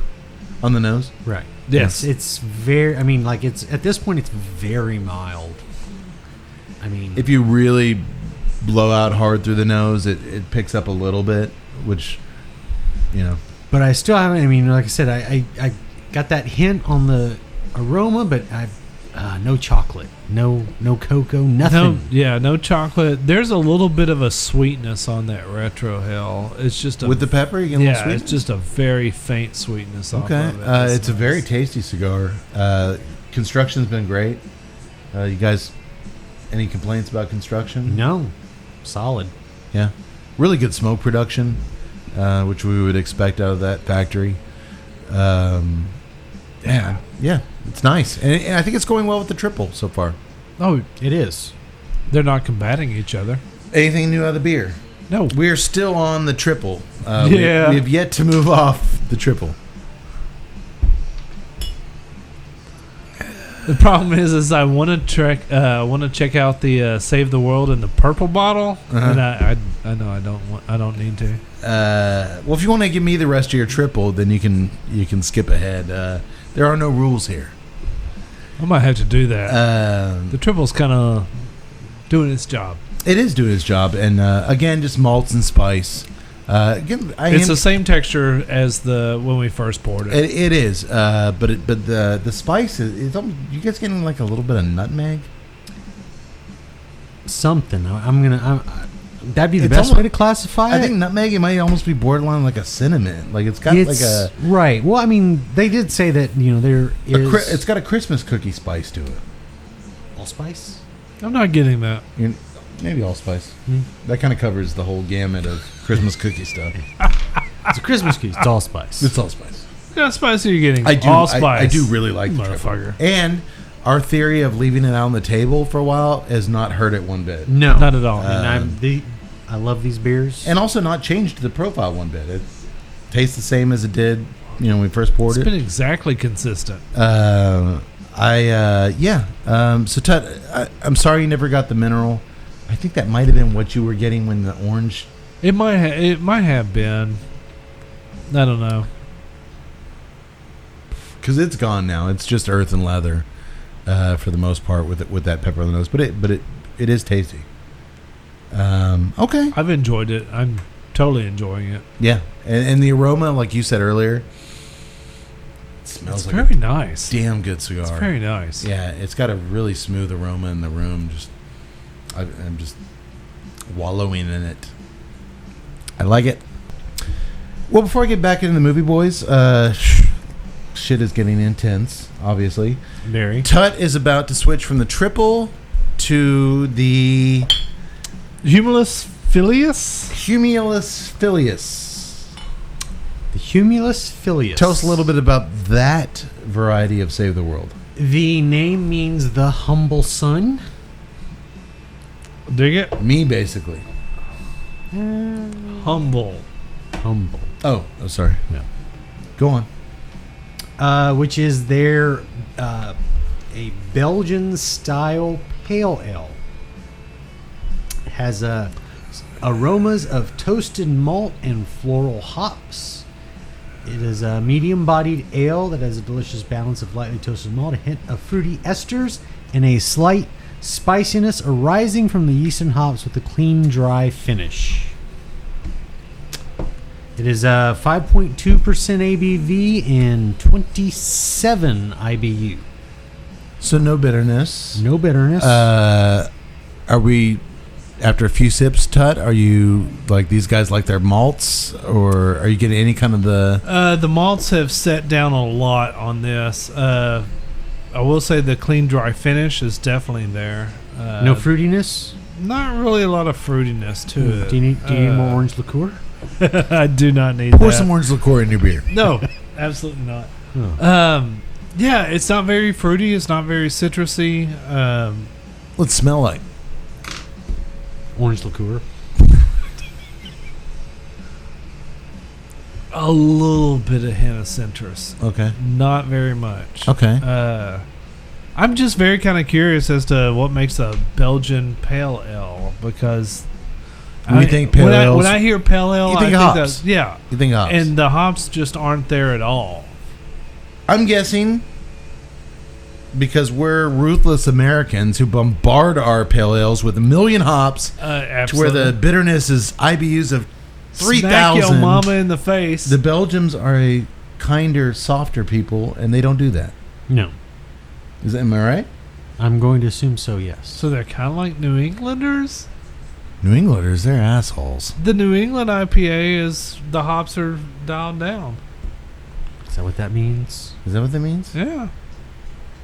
Filthy New England. Have we done a New England pale ale on the show? I don't know, but I'd like to try. I'd like to see, because I mean, everything I am here a West is- Coast pale ale diehard. I like you just blast me in the face. I'm with you.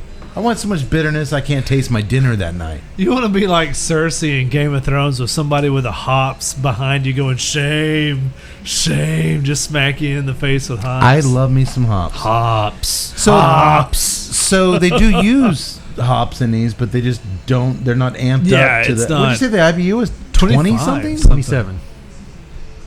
Yeah. It almost sounds like, if anything, below. So if you're not getting the citrus, you're not getting the hops, and you said it wasn't quite as malty. What is it? It's beer. Is it pairing well with I the don't know. cigar? Then again, I could be a bad judge where it's like, what's the lower scale of your hop range? 50. 1,000. I'm just going to laugh when somebody's like, you fucking assholes. You went from a triple to this, and you're bitching about not tasting anything. That triple was pretty strong. I know I'm drinking yours. Sure. Totally are. Okay, I'll come back to you on the green label. I'll come back to you on the green label. I like his spirit. There it is. He's got a little bit of zen in him. That sounded wrong. I don't know if I can answer that. Moving on. The guys in Zen sprint back to the camp's lodge with the alien dog in hot pursuit. Remember that alien gave birth to that? Kind of burst out of his back like his little spirit dog. Soundwave style. It really was just. Oh, was that the cassette tape? Yes. Yeah, it's the cassette tape. Okay. Or the buzzard. He's no Ravage. I was a GoBot guy, so I don't know what you really talking about. Of course you were. I wasn't even a GoBot guy. I didn't do any of those car turned into robot things. Just Hops. Sorry. Hops. Oh, I mean, oh. shame. Was it like a puppy-sized dog? Darius asked as they run along. He asked Alex, maybe he just wants to cuddle with us. No, it is not a puppy-sized dog. Is until he? he hears it snarl like, I can't No, even it's do a it. CGI-heavy, nasty alien dog with predator heat vision, and they managed to trap it in the lodge's kitchen before escaping out a window. But the dog's alien owner and his rather large talons is hot on their trail. It's a pretty intense little sequence here as the alien hunts down the hiding kids in the camp. And it got me wondering, as Tut mentioned earlier, with the language, Darius throws out bitches all the time. He also had a sexual innuendo moment with a counselor early on with the phones. She's like, just put it in my box. Like his cell What? phone in her box. Like, Yeah. you want me to put it in your box? Yeah, just What? put it right in my box. Like with the sex stuff and the bitches stuff, and then some stuff we'll hear later, you add in the violent horror type content. Who's the audience? Who's the desired or targeted audience for this movie? It's rated TV 14, and I suppose that's accurate. Although I could see younger kids gravitating towards it because these kids in it are younger than 14. Right. They're not teenagers. Right. Well, But while old crumb bums like Tut can also get something out of it. I don't know. It was a weird fit for me, Target's audience-wise. But then again, I guess there was some shit in the Goonies that was probably pretty intense Not for young really. kids, too, if I went back and watched it, which I'll never do. Not really. I don't know. You had the same thought, like, who is this for? That's still the biggest mystery for me is that, all right, if you're trying to go to a younger audience, I understand that younger audiences are more advanced than we were at their age. I mean, that's just the way fucking evolution Apparently works. they have 24 TV screens in their bedroom. Well, it's just lucky bastards. each generation seems to be more mature than the generation before it. So I can understand, them being exposed to more. I can understand some of the cussing stuff, but I think that he should have had actors that were maybe about 3 years older than what they were. I can understand him going after, trying to say that or trying to be relevant with that age group, the kids. But at the same time, there were so many choices and so many dialogues and so many music choices that were specifically 40-year-old references that I'm like, no, this is music McG liked. I'm just like, and even some of the references, I'm just kind of like, you just mentioned that aliens have predator vision, right? I think that there was kind of like a little bit of a bleeding to where he was a little bit confused. But even like you said earlier, when the shit started hitting the fan, and the kid's like, "It's Independence Day." These kids weren't alive when Independence Day came out. Well, that doesn't mean that they haven't seen it. I understand that, but we're getting into murky territory here. We're like that last movie we did, The Package, where the guy was like, he's doing a reverse Terminator, or he makes a teenager makes a cliffhanger reference, which that was a 90s kind of not that popular action movie. That's your screenwriter or your 40-year-old screenwriter dropping something interjecting in there 40-year-old that kid would never ever say. I'm just wondering if this was done because, hey, for a group of 4 kids is popular now with Stranger Things, and let's just go with that. But we'll have them do some shit that's a little bit beyond. That's where I'm so. How old are these kids? That's where They're supposed to be like 13, 12? 14. 13, 14. Okay. Yeah, but Yeah. they look like 8, 9. But at 12 and 13, That's where you're not kissing. That's where I'm and so confused because Stranger Things they're not directed at 11, 12-year-olds. It's specifically directed at 40-year-olds capturing nostalgia.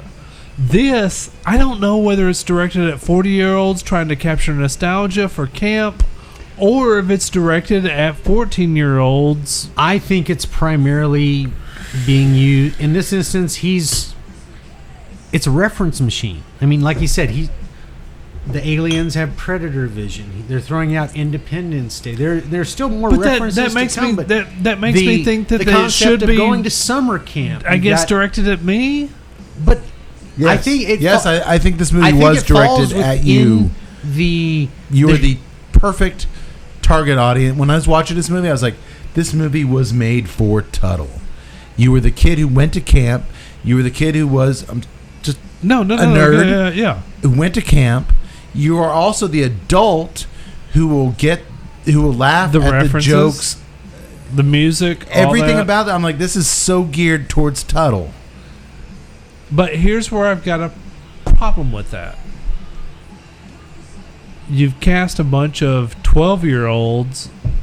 You're telling me to look through the 12-year-old's eyes, and then all their references are 40-year-olds, and it doesn't make sense. Right? It's a mix mash. It doesn't add up. It doesn't gel well together. I thought. And I'll tell you where this. Keep going because I'll tell you where this absolutely how old highlighted. were the kids in the Goonies?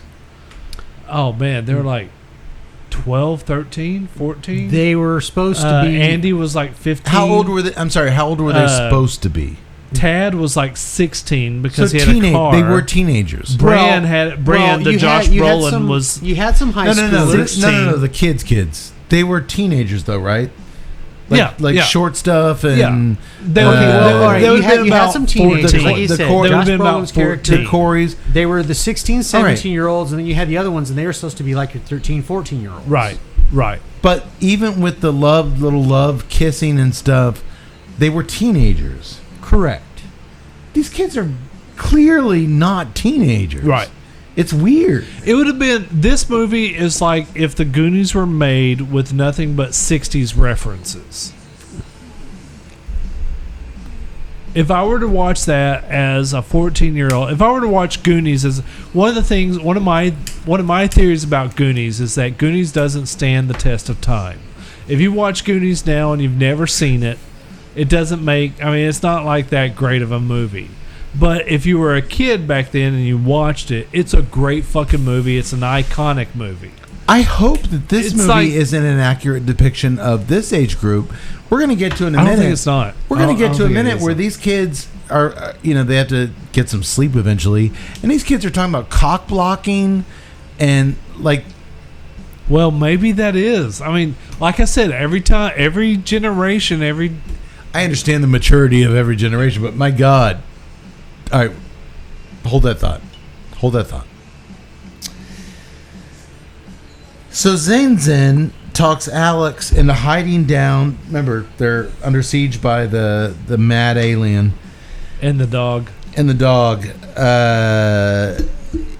Talks Alex into hiding down the bottom of an outhouse. This is fecal suicide, he tells her. That was kind of funny. As Gabriel and a reluctant Darius hide under the stairs of the camp before finally leaving the safety, Gabriel says, "We've got to save our friends." They finally leave their little safe space to help their buddies.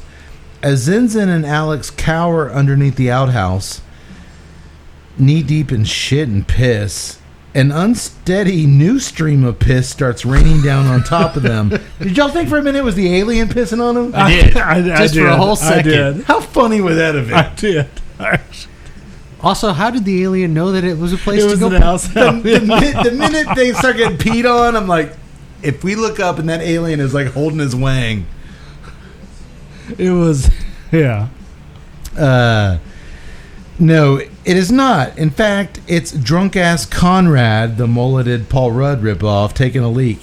He woke up from the picnic bench, TNCC style. Before he can wiggle his dingle, the giant alien crashes through the outhouse and crushes his bones to pieces as Zenzen and Alex watch him being dragged away. They decide to get out of the outhouse and run behind Gabriel and Darius towards the Dragon Pod. For safety. But the boys get there first and seal the door, leaving the others locked outside with the alien dog. Just as it's about to devour them, it's blown to pieces and incinerated by weaponry from above. And when Gabriel and Darius exit the pod, thinking it's now safe, the giant alien pounces on them and inserts a tentacle feeler thingy down Darius's throat. Okay, this entire sequence from them getting to the camp, the aliens showing up, the dog coming out, it's actually really well done. It's nicely timed. Well paced. It's well paced. Exactly. Yes. That's exactly what I was going for. Got to be like, man, when is something going to happen?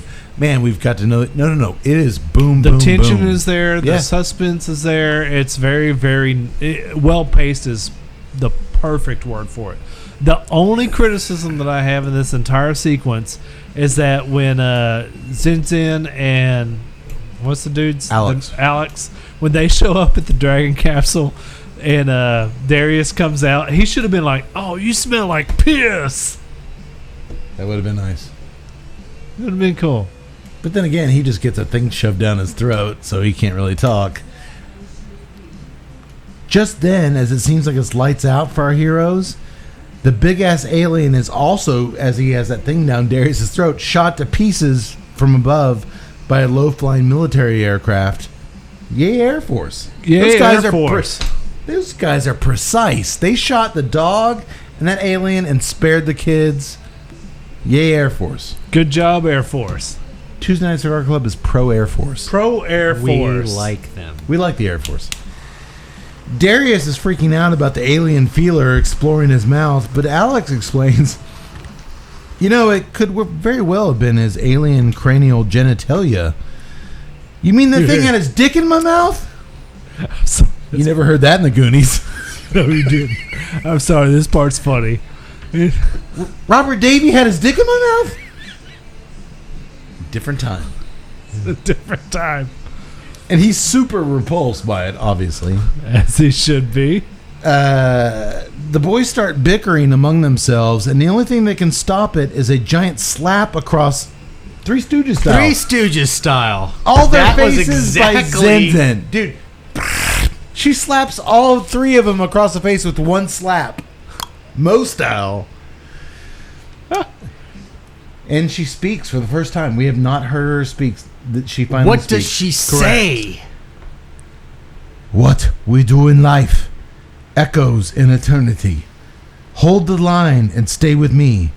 If you find yourself alone with the sun in your face, do not be troubled, for you are in Elysium, and you're already dead. Okay. Did she just gladiator us? She did. What the fuck, Darius says. What the fuck indeed? And all of a sudden, Zen is talking a mile a minute.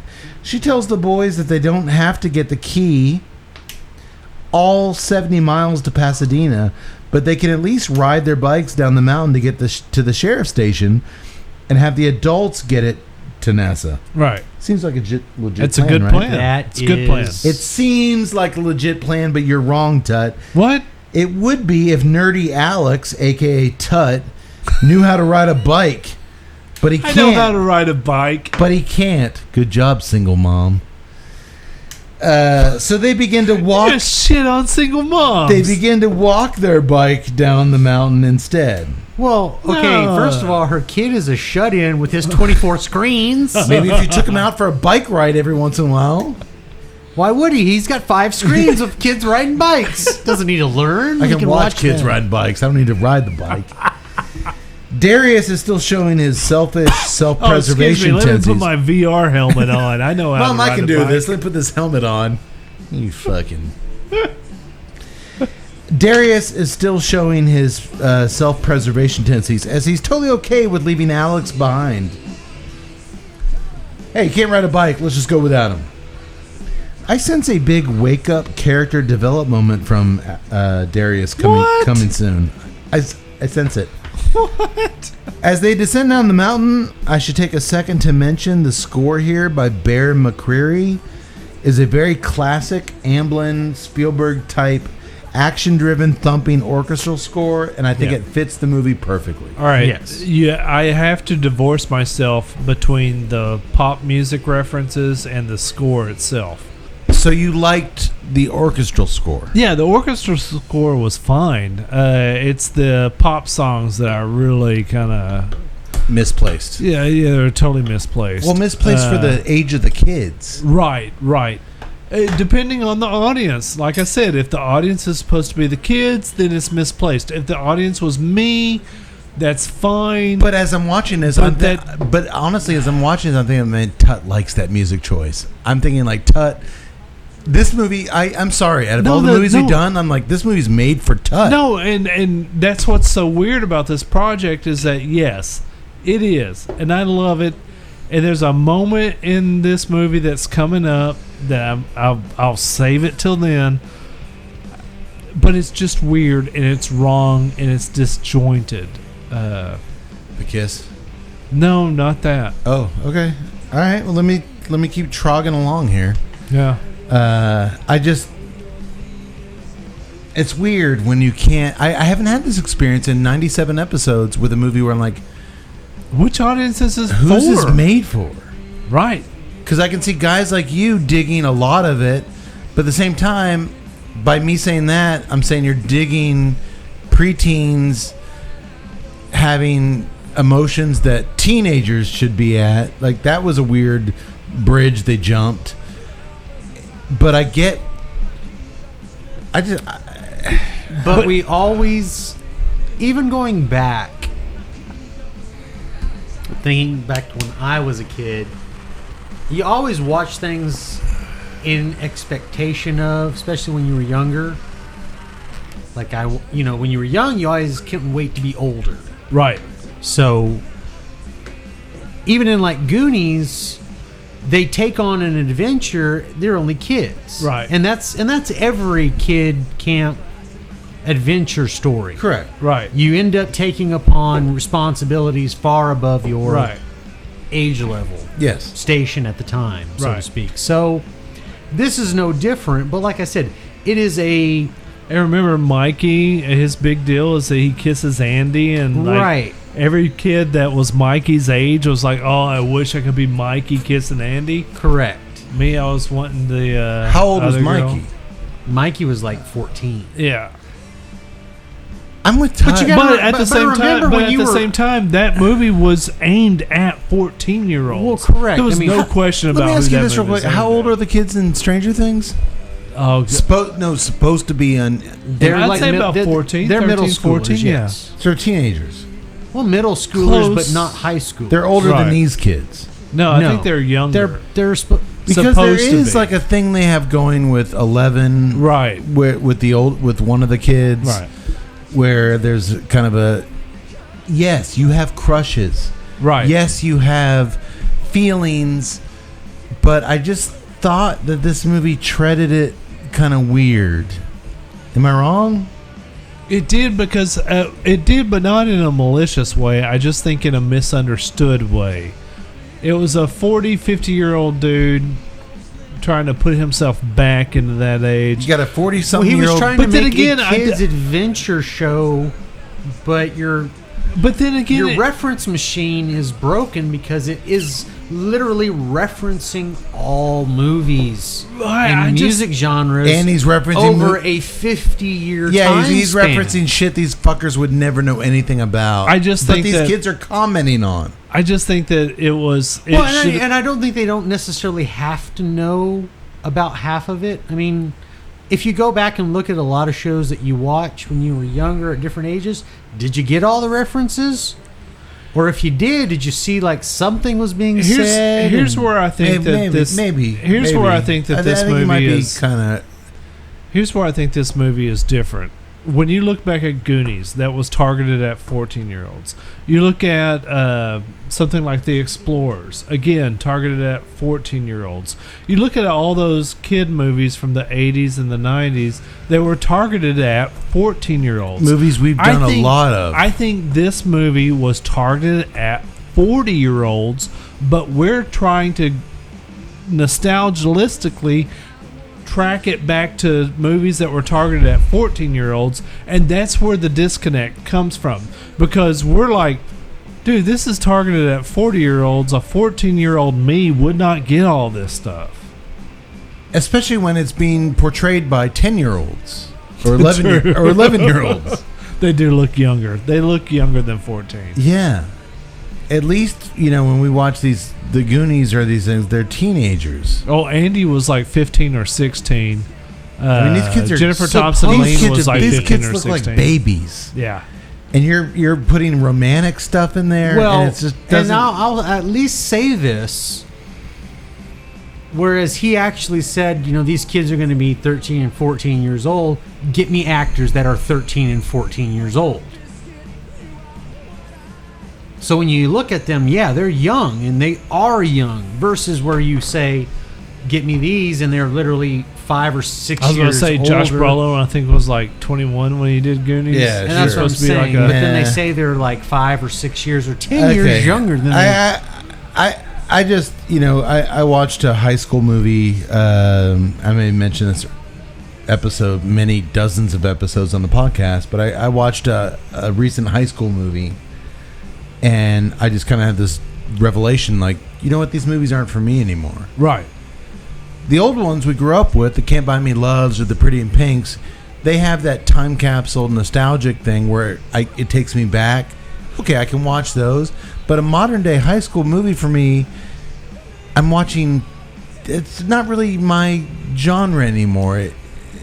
That's what's so weird is that I want that genre. There is something in me that wants to see a movie made for 14-year-olds that references 14-year-old things, that is just that whole just this is a product for 14-year-olds. I want to see the next John Hughes talking to 14-year-olds, not talking to me. Yeah, and that was kind of the cool thing. But this isn't it. We were on an airplane last year with the Barn Smoker. Real quick, I'll get back to the movie. And I was over in my seat laughing my balls off at a movie, and you guys are like, "What are you watching over there?" And I felt bad watching it because on the airplane, it was on the airplane movie thing, and there's some shady shit on there. I'm like, you always wonder, like, who else is looking at you? Because it's supposed to be like only you can see it, but I was kind of blockers. Mm-hmm. And it was a movie about teenage girls losing their virginity, but it was from the perspective of both them and their the parents who are my age. Right. I mean, John Cena was a parent. Amy Munn. Amy Munn. Is that her name? I know. That sounds wrong. All right. Whatever. Anyway, and I was like, man, this is really funny from a parent perspective on this movie, but it was equally done from the kids' perspective. Right. And I could see teenagers watching that and getting the teenage references. I felt like it was written from a thing that both parents and teenagers could relate to, and that's what was so great about it and scary about it. This one, just parents. I don't know. Yeah. I don't know. Let's keep moving. Well, speaking, Tut, of the classical score by Ben McCreary, it swells appropriately, this orchestral swell, as the gang teaches Alex to ride his bike. They were walking them down, and they teach this kid, I can speak from experience, it doesn't happen in 2 minutes. But it was a nice thought. Teach him to ride his bike to the cheers and high fives of everyone. They're all glad that Alex learned to ride his bike. For now, you've got your first team building exercise. Maybe he'll learn something after all from this camping adventure, huh? It's about growth. Let's get some character growth in here. Well, that's nice and all, but when Alex gets a little too cocky and starts doing some moves, he crashes his bicycle, and then when they gather around him to see if he's okay, they see the city of Los Angeles burning up in flames over the horizon. There's air battles still taking place. Skyscrapers are burning from the top down. This ain't good. A title card for the first time appears that tells them it's 68 miles to JPL. Gotcha. They couldn't just make that 69 miles? That's why I'm not making Netflix movies. That would first have been of all, 69 miles. I like this whole scene. When the kid crashed, I actually laughed out loud on it. I thought it was funny, and then I love the cutaway to just the mayhem that's going on. And they all rush to him and help him. They're starting to form a bond here. Right. Oh, and then we cut back to the shot up to the alien that was chasing them at the campsite. Guess what? He's alive again somehow. He got riddled with bullets from that. Well, you see the bullets come popping out of him. Yeah. And when he stands back up. And when he stands up and finds his dead alien dog, he howls up into the sky. He's pissed. He killed his dog. Well, how would it, it came out of him. What if it was like not his dog? His it was wife. Like his son. You killed my son. Maybe that's what their kids look like. Dogs. Like, if the dog came out of him, why couldn't the dog regenerate? The dog is dead. It was like the dog is dead. Its regenerative capacity was like completely just because it was tiny. It was his son. He didn't have the full. Yeah, I didn't have a chance. They finally arrive at the sheriff's station down at the bottom of the mountain, and it's a smoldering wasteland. Gabriel doesn't want to go inside with the rest of the kids. I'll stay here and watch the bikes. And while that makes no sense, as no one's around to steal the bikes, given what's going on, okay. But Alex senses there's something more to Gabriel's story, so he backs him up. Yeah, we need someone here to watch the bikes. I like it. We also got a glimpse earlier, remember, when Gabriel didn't know how to enter the numbers into the bike locks? So he's clearly got a backstory here that we're not 100% in on. Maybe he's stupid, maybe he's weird, we don't know. Inside the dark sheriff's office, Darius finds a computer printout that tells them nuclear weapons have been authorized for Los Angeles and Asia has been decimated. Yes. That's not good, right? Yes. It is not. That's not good news. Alex discovers a prisoner that's been left in his cell amongst the chaos, and while Zen Zen says nobody should be left to die in a cage, Darius argues that if he's locked up, it must be for good reason. And I'm a black guy saying this. That was funny. That was funny. That was funny. Alex Again, I don't know if a 14-year-old would say that, but it was he's funny. 12. He's not a teenager. Anybody recognize this dude? I did not. The guy in the cell? No. I thought I should. No. Alex ultimately decides to let the guy free once he promises you won't hurt us. And the guy says, look, I have a son out there. And that speaks to Alex. Of course you do. As he looks at his dead dad's shark tooth necklace. I mean wristwatch. Alex just loves that shark tooth necklace.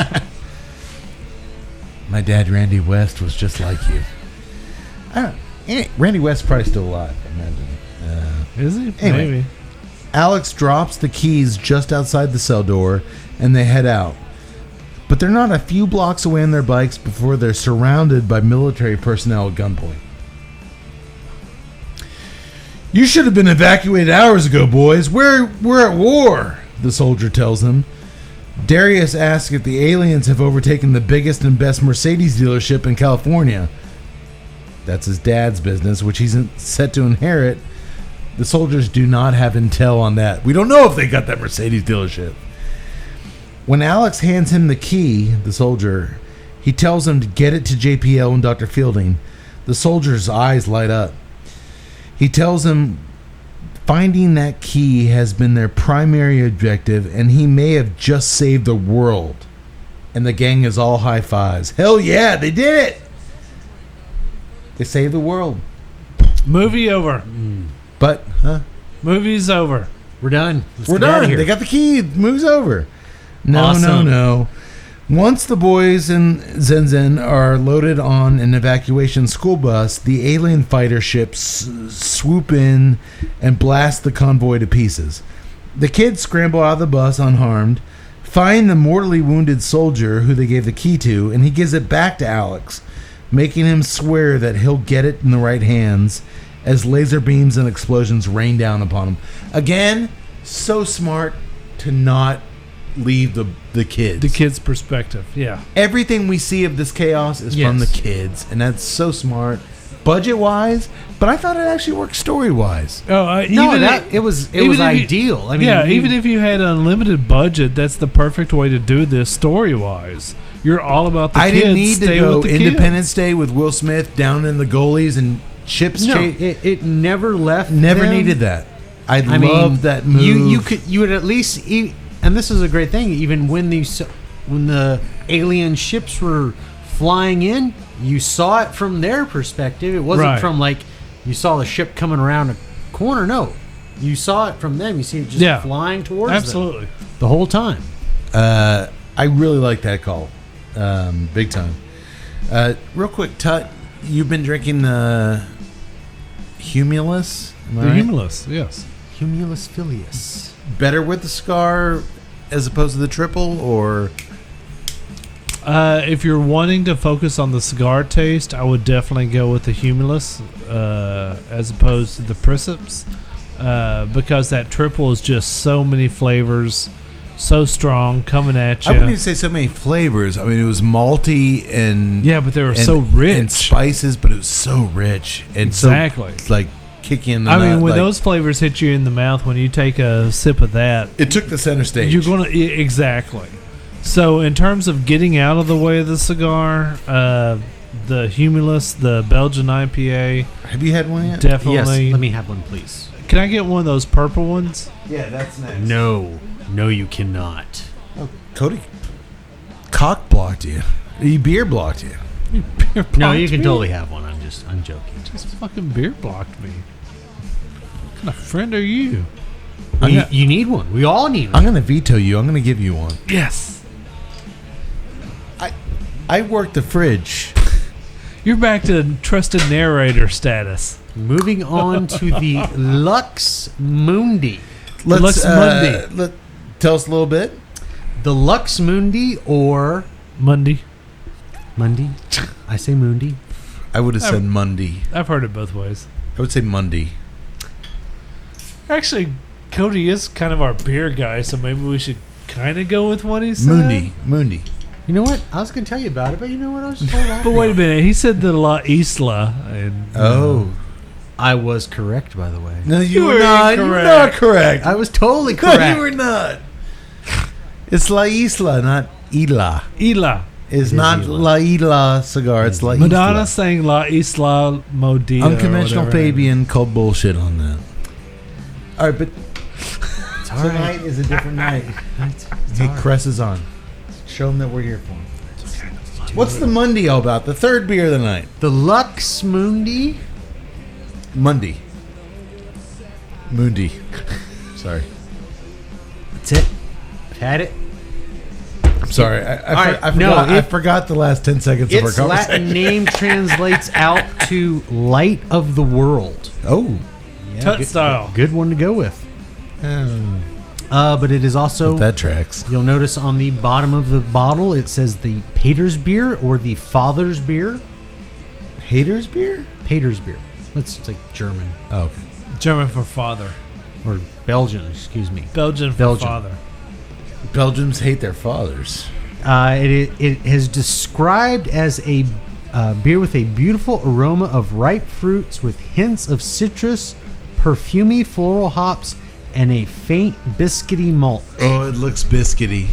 A light looks- to medium-bodied ale with bright fruity flavors up front. Its impression of sweetness is balanced by a deliciously clean and dry finish. This is traditionally the monk's everyday drinking ale. It looks biscuity. It is biscuity. It's not. It's not biscuity. Tut is giving thumbs down to the biscuit element. The biscuit element, not there. Clean and Said dry finish. biscuity, not biscuit. Floral? Floral? No, I'm not getting floral at all. Citrusy. What A little else- bit of what else is citrusy. in your notes there? A little bit of I'm going to citrusy. cross that out because it's completely pointless. anything you said is, are you getting? Getting any of it. Nothing. A little bit of persimmon citrus. But this is It's a nice. Belgian pale ale like the previous beer. Yeah. They're That's both what considered. That's what build it. They're That's what both it was considered billed as. Belgian pale ales. Is it hoppier? Doesn't taste hot. Now, well, the reason I say that- a little bit of a bitter. Dude, it's you a little bit you more took bitter. a sip. Take a drink. Take a.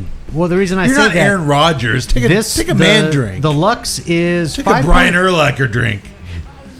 Chug it. Chug it. And I only say that because it's 5.8% ABV and 36 So it's got a little bit IBU. more It's a hoppiness. little bit more bitter than Okay. than the other one. But what are you? But get- not much. What are you getting out of it? It's just beer. Ah, jeez. That's He's drunk off the triple. That's what happened. I was afraid of that. Are you joking? It's a I bit- was afraid by starting with the triple, he'd get loaded and.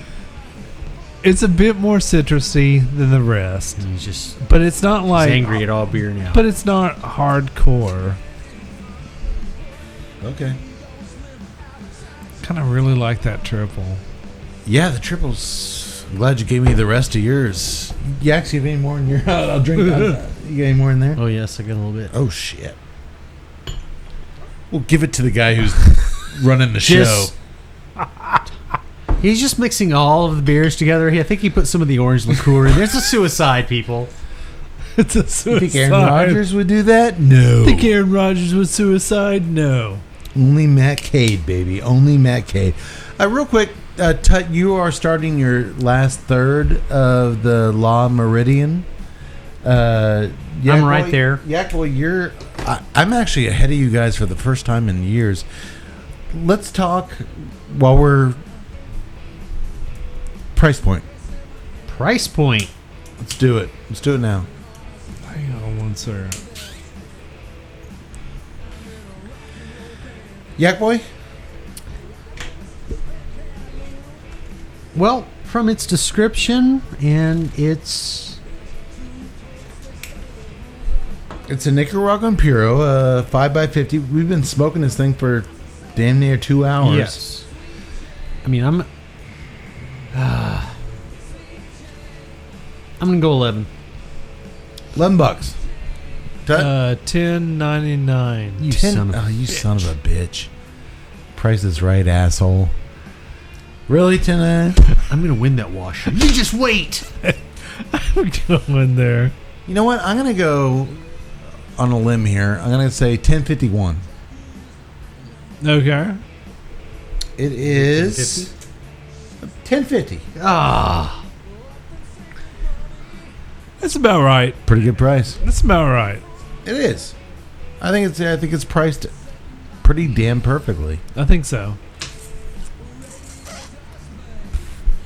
2 hours, mineral, earth, leather. The aroma is just phenomenal. Construction's been great. Yeah, I'm all for that. I think it's a good price point. I would have really liked for that initial cocoa sweetness. Oh man, I wish that would. I wish that would have itself. been in the actual smoke. Yeah, no, that But I mean, it was still just wonderful to smell that aroma up front. it's Because normally, like I said, a lot of the cigars recently, initially it was just like a really strong mineral or hay aroma yeah. or just earthy. But I mean, this one, it was leather and cocoa. I think you got to factor that into Yeah. the presentation, man. It's a beautiful cigar. It's got that velvety touch. It gives you the cocoa on the thing. Maybe you don't get the cocoa in the light, but man, that presentation I thought it was nice. get some points there. Okay. Tut and Yaks in the last third. If you get anything else, let me know. But mineral, earth, leather are the primary things we got off it. We all got the pepper on the nose. It's a nice cigar. It's a real nice cigar. And I think it paired much better with the beers than the orange French liqueur. Agreed. Agreed. All right. Well, we cut to the gang walking through a California wasteland. A subtitle comes up, San Gabriel Valley, 41 miles to JPL. They're slowly trotting their way along. As they move along, Darius is still bitching and moaning about how these fools almost got him killed and how he should be in Cabo doing jello shots out of somebody's ass cheeks right now. Cade style. How would he know about that? That sounds like something a 14-year-old's going to say. Sure. Cool. Well, don't get me wrong. I imagine as we were at that age, thank you, MTV, for letting us know about a world that we didn't know existed. That's true. Spring break, baby. Yeah, well, 30 minutes into this chaos, I thought the selfish shtick of Darius was getting a little old. Every damn time they encounter danger, he's all about himself. Enough already. The team player should have taken effect by now, I thought. It's getting a little tiresome. I agree. It was All right. long in the tooth. At this point. At this point. They They should have done it.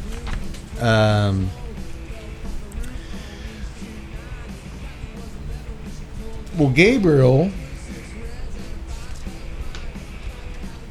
at this moment, wipes away some tears from his eyes and admits to the group that he was actually in juvie and escaped into the woods when he came across them that morning. Which makes no sense because he escaped from juvie and he was in the woods with perfectly pressed clothes and just walking around like...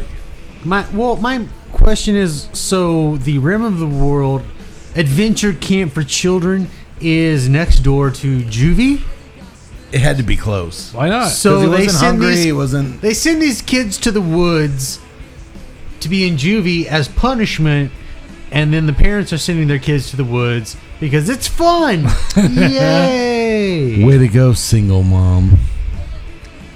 Once again, he's just ragging on the single mom. Hey, I was raised by a single mom. I can do it. I don't think that's not how it works. I think I have a license. I think I have a license to say things. No. I don't. No. So you're gonna.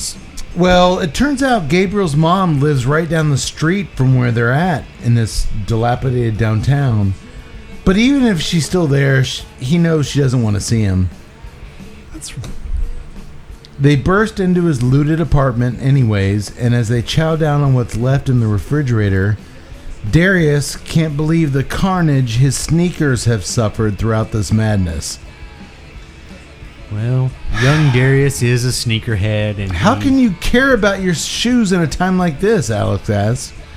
You know what? You guys are lucky. You don't have friends. It's hard enough out here for a pimp, you know?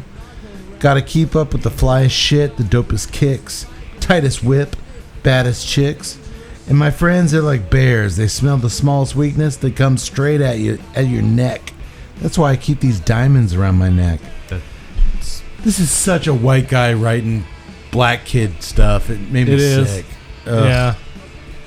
He's writing Big Trouble in Little China. Are you kidding me? You can't write a 12-year-old black kid. You're going to write Asian people? Give me a break. I don't think we're going to get anything as classic as Six Demon Bag out of this. I don't think so. I'm out. Does Darius mean douchebag in Farsi? Alex asks. That was actually kind of funny. What's Farsi? Darius asks. It's the language your mom was screaming when you came out of her ass. Burn. That's 14-year-old. That was a nice I like burn. Again, Tut, these aren't 14-year-olds. They were 11-year-olds. But that was 14-year-old humor. I like it. But these are 11-year-olds talking 14. There's a big gap there. Did you not talk trash at that age? Yes. Say it. Say you didn't talk trash. I talked some trash. Yeah, that's what right, I you wanted to did. hear. Well, maybe I got talk trash too. We all did.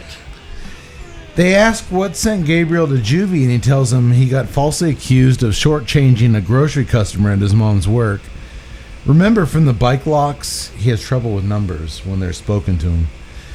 And so he clocked the guy, punched him, and his mother didn't come visit him once when he was locked up. That's pretty shitty.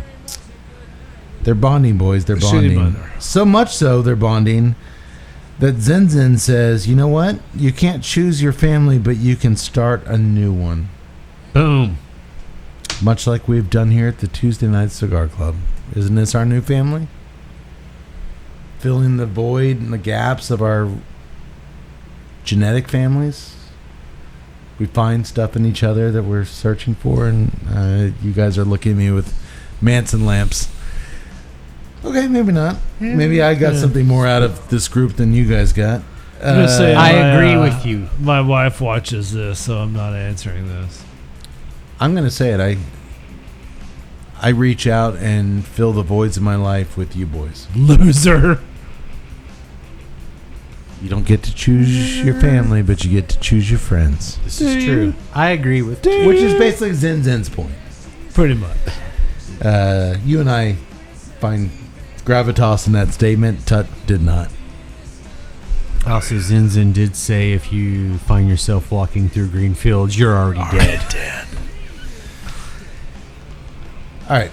Am I dead? It's kind of the way I feel it. If you find yourself in the corner of no All right, hope, you know you're what? already dead. You're If obviously you find you're yourself obviously on sitting in the corner of no hope with you're Kane obviously and on a Tuttle different page than us, and Tut. Cody. I'm going to crack that bottle of orange French liqueur open. Let's slit our wrists, blood brothers. Let's do it tonight. That sounds like just like a threat. I'm gonna drink more of this orange liqueur. We're all drinking from the bottle of. Can we orange do it? liqueur. Y'all can. I'm not I don't slitting think my it's wrist. gonna I'm just gonna sanitize go home. anything. It's gonna attract ants. Just Yeah, there will be. It's so sugar. That is such a 40-something-year-old guy. Well, we could break that open of French liqueur open. It's going to bring ants. It smells like goddamn high C. Ants are going to be all over this place. Do you still want to do the blood brother? No. Even I'm like, that's not do that. I don't want ants. For you northerners listening, ants in Texas are bad. Fire Big deal. ants. They're fire ants. They're terrible. We don't call them fire ants because they're bright orange. We call them fire ants because they feel like suck. fire when they bite you. So we're not going to do a blood ritual tonight where we all become blood brothers. Didn't we already do that? I thought we did maybe back in episode 50 something. I think so. Did we slit our wrists and do blood brother stuff? Thought so. Craziness. Where did I get this scar from? I think we already did I've this. got the Deathgasm logo just kind of etched there. was the Deathgasm episode. All right. Brothers in Steel. How can we revisit that one? I know, Well, I know the doctor and I did. Well, Zen It's Zen kinda takes a weird. bed at Gabriel's mom's house and says she doesn't mind if someone sleeps in the bed with her. Sounds like a 11-year-old thing to say. There are only 2 beds in this house. There's no couches, apparently. As opposed to the floor. Or floors. So the guys decide they don't want to cock block Alex, as he obviously has the strongest connection to her. So they all change into some weird PJs, and Darius... They're wearing that they onesies. all I'm have? sorry. It's almost as if they have the butt flap as well. I'm sorry, I thought Gabriel's mom was a douchebag who didn't... She has an ample supply of just ready-to-go night-nights. Everybody has night-nights. Everybody has clean, fresh night-nights. Darius... She cared nothing about me, but yes, she has so many just children's clothes. All of the press just... I love the fact that we just called them night-nights. They are night-nights. Well, Darius and Gabriel take a bed, which sucks for Gabriel because Darius has Sleep apnea. sleep apnea. He's snoring out the ass. Really? You're like 14. He's 12 and he has sleep. Get that boy a CPAP machine. It's not age-related. And Alex slides uncomfortably into Zenzen's bed. I'm sorry, I'm so uncomfortable watching this. Well...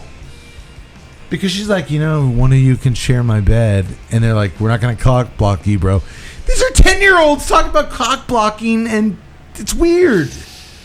This is a huge mistake in this movie. Yes, but then again, no, it wasn't. Because Yeah, same age, we were all thinking about it. Was I at 10? At 14, Not at- you're you not fucking these These were. fuckers aren't 14. Why do the kids keep But getting they're younger? supposed to be. Are they? I think so. Are they supposed to be I just think 14? that- Because they look I like just- they're 12. Yes, I they're think supposed to that- be like 13, 14 I think that we're at the age to where 13 and 14-year-olds look like 8-year-olds. But think back to when you were that age. I don't know what age I'm thinking back to. I just went back to school and I'm looking I at have erased 21-year-olds so that much of look my like memory. they're 17-year-olds. All right, I'll give a... I'm not saying like my recollection is perfect. Thanks, alcohol. But yes, at 14-year-olds, you damn straight we're talking about cock blocking and All trying to right, get in well, bed I guess with somebody. these 11-year-olds are 14 all of a sudden for you guys. You guys are like the white guy going through customs with Zenzen. No! Of course not. It was totally total. Well, Totally total. Alex immediately She's starts... my niece. Alex You can see immediately the family starts... resemblance in the eyes. 12-year-old Alex immediately starts playing with his Rubik's Cube to settle down his adolescent heart-on. But Zenzen then grabs his hand and whispers that she's glad it was him that took her bed. That's a weird And everyone falls line. asleep. That's weird, dude. They look like babies. They are babies. This is also our perspective changing. Okay, maybe it's if you're listening to this, maybe respond like you guys are weirdos. Like this is normal. I don't know. Maybe I'm just... They're just 13, 14-year-olds sexually blossoming. It's totally cool. It's all right. Everything's, We were doing the same everything thing. great. Damn straight we were. They're all finally again. they're all finally sleeping until that is a crashing noise wakes them up in the middle of the night. Yeah, I'm not a fan When of they that. go outside the apartment to investigate, which maybe just stay in the apartment, they're surrounded by mask-wearing extremists with guns. But guess what, Yax? What? These guys' leader is Lou, the guy that Alex threw the jail keys back at the base of the mountain. Remember him? Lou. Who could have imagined it? He let him escape. Well, Well, Lou doesn't see why anybody Nick needs G to be did. hurt. He doesn't see why anybody needs to be hurt tonight. nobody needs to be hurt. But he does demand that Alex hand over the keys he's Just give me wearing that key. around his neck. The key that can save the planet.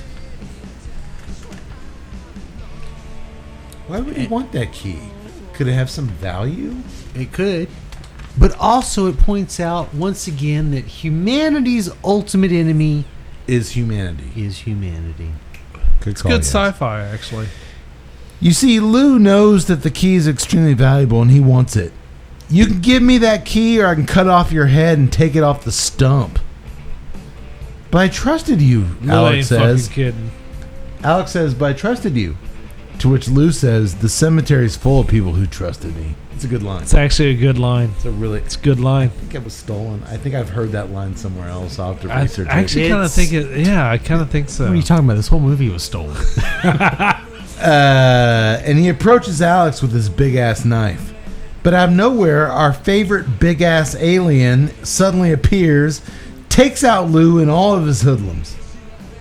Like that. Gabriel lures the alien into the covered apartment pool with his glow sticks and drowns his ass under the tarp that's covering the pool, seemingly. Way to go, Gabriel. Took some initiative. He was smart. The boys and Zen Zen then run off once again. Okay. Well, shit is getting intense, and now's a perfect time to introduce our second cigar. Okay. The Sandoro Colorado by Villager. Okay. It is a 5x50 Robusto, I'm imagining. The wrapper is Ecuadorian Habano Colorado shade. Binder Nicaragua, filler Nicaragua. From our good friends and partners over at Famous Smoke Shop, I learned this. Sandoro Colorado cigars are from Villager, the world's 5th largest cigar company, and they're doing this in partnership with Oliva Cigars in Nicaragua, who blended and handcrafted this super premium cigar selection to the highest of standards. The brand's name comes from the Latin words Christopher Columbus used to describe the dried leaves smoked by the Taino Indians, Taino, Before he killed them all. Toino, on his famed 1492 voyage to the New World. New World, Save the World beers. Indorum sana sancta, which translates to the holy healing plant of the Indians, or Sandoro for short. The blend consists of Nicaraguan long fillers and binders seamlessly rolled in a stunning Ecuadorian Habano Colorado wrapper leaf. Let's set it on fire, shall we, boys? First of all, I'm getting super sweetness off the cold. There is some sweetness there. Yes, I almost think that it was a little bit cocoa, but it's not as pronounced as that last one. It's so sweet. But there is some sweetness coming to it. I'm kind of curious as what Colorado shade is. Is this our first encounter with Colorado I think we may have shade? had before. It is a shade of wrapper, much like Oscuro or Maduro. The Colorado is a certain shade of brown, a category of cigar wrap. It's a shade. This, because like when you say like Connecticut shade or Connecticut broadleaf, look at this bad boy. It is not a Maduro. It's not dark black. right? It's not dark brown. Right. It's also not like our last cigar, milk chocolate light brown. It is a solid dark brown, shiny. It doesn't have that velvety. It's kind of rustic. It's a little bit rustic, A little bit rustic rough. on the feel. Yeah, it's But it's a dark brown. I always equivalent Colorado between natural and Maduro. It's Okay. It's a darker brown without going full blown dark. Okay. So what's the difference between Connecticut shade and Colorado? Like a Connecticut broadleaf or a Colorado? Sure. Connecticut is, I associate Connecticut wrapper leaves with a much lighter, A little bit lighter? a lighter Okay. brown shade. Whether it's Ecuadorian Connecticut or Connecticut. This is the void in between those. Okay. But yeah, Man, I'm kind of curious. I need to go back through my notes to see whether we've done a Colorado. I don't think Because so. this is the first time It's the first time Yeah, I remember coming across that It's name. strictly has to do with the color of the wrapper. It's not from Colorado. It's kinda not curious grown in Colorado. It's just Well, it's like weird because it's like, there was actually I know a bill that was proposed in the Connecticut legislature that was like trying to outlaw anybody using the Connecticut brand for their leaf. Like you couldn't call Ecuadorian Connecticut because there was kind of like bourbon. They were like saying it had to be grown in Connecticut for them to use the Connecticut moniker. I never heard that. I don't think it passed. So I was like, I've never heard of anything using the Colorado moniker. So I was just kind of like, is that regional or is it just... It is a color of shade, and I got to tell you, upon the first few puffs, after that sweet cold draw... Yeah. What you got to go in there? Nice spice on the retrohale, and...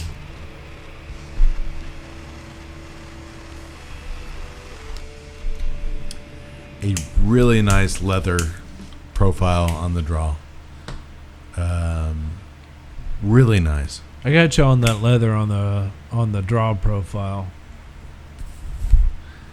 And there's something else going on in the retrohale besides the spice. Give me a little bit. We'll get back to it. You guys are just lighting up. We'll get back to it. We're all now drinking you and I are drinking the Mundy. You did not like the Mundy. I did not like the Mundy. So you gave it to me. Yeah. I'm drinking your Mundy. You are. There was something about it. I don't know. Maybe it was just coming after the triple, which was so robust. Even with the... No, I thought the Humulus or whatever it was a nice step down from the triple. I thought it was a nice downshift. The Mundy is... What is the Mundy, Yax? The Mundy. Are we even saying that right? Is it the Mundy? According to Yax, it's the Mundi. It's so light. Yeah, it just... It's so light and it's a little bit skunky. I thought so. I just...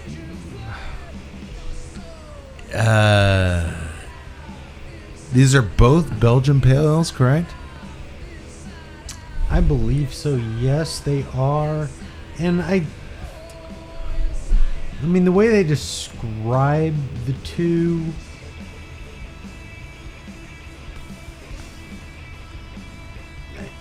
I mean, like I mentioned earlier, I mean, they're both almost, the description is they're both like medium body, but it's, I mean, I would describe the Mundy I didn't find the Mundy medium body. I would find the Mundy light in body. Light in body is, yeah, right. Absolutely. They both say they're like medium body, and I'm like, no, it is very light in body, and it's very,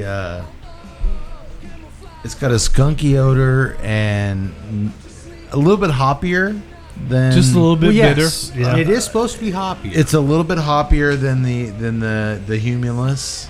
Am I saying that right? Yeah. It's weird ass names. Yeah, I don't like it either. Todd, I think you're right on this one. Yeah, I wasn't a fan at all. Those hops don't bring it up to the level of an IPA guy like me, like I like it. There's no noticeable... There's a little bit of citrus there. But which is weird because in the IBU aisles, is below 50 and all beers below 50 are worthless. But what's weird is that in the aisles, the Mundy sold out like hotcakes. I mean, it was gone.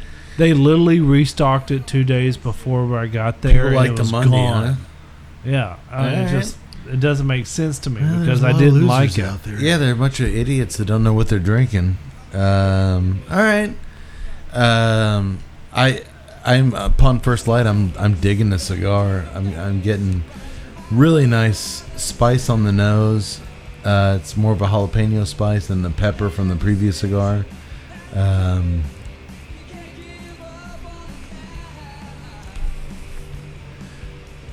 Really nice, kind of a lemon. Really nice leather. I'm getting kind of a lemon from somewhere, and I don't know where it's lemon? coming. I don't know where it's coming from. I'm getting really nice leather on the draw.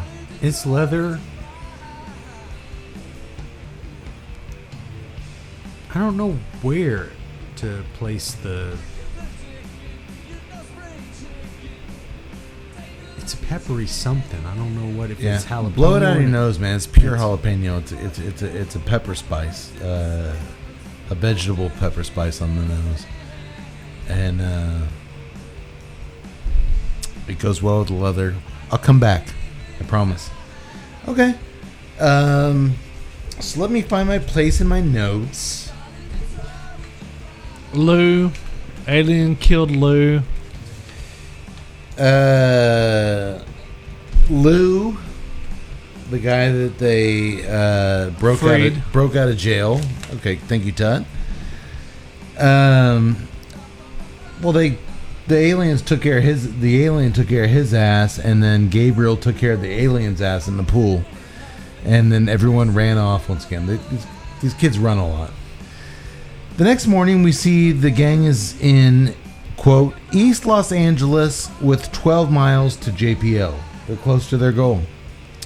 They're still trucking along with firefights going on in the sky above them. They can't understand how the alien that they saw shot to shit back at the campsite could possibly still be chasing them. But Alex explains that to survive atmospheric re-entry, he must have just... What's wrong with the doctor here? Amazing regenerative properties. His regenerative properties must be off the charts. And they all look at him like, what? What? And he says, like Wolverine. And they're like, oh yeah. Right. Okay. Gotcha. We got. That kind of makes sense, but it doesn't make sense that Alex would know all this. I would just have assumed it was a completely different alien, because all these aliens have to look the same. If I were these kids, I'd be like, well, that guy died. This is a new alien coming at us. Yeah, why not? Why not? But no, they somehow recognize it's the same fucking alien coming after him. They're smarter than me. Okay. But here's where Darius makes some sense. He says, it's like Marley and Me, or the Beethoven movies, or John Wick. That alien's pissed about his dog we killed, and he wants revenge. Kind of makes sense. And he's right. It's a valid hypothesis. But when Darius then challenges Alex's leadership for letting Lou out of the cell in the first place, Alex counters with this. Sometimes you do the right thing and it doesn't work out. That doesn't mean it wasn't worth doing.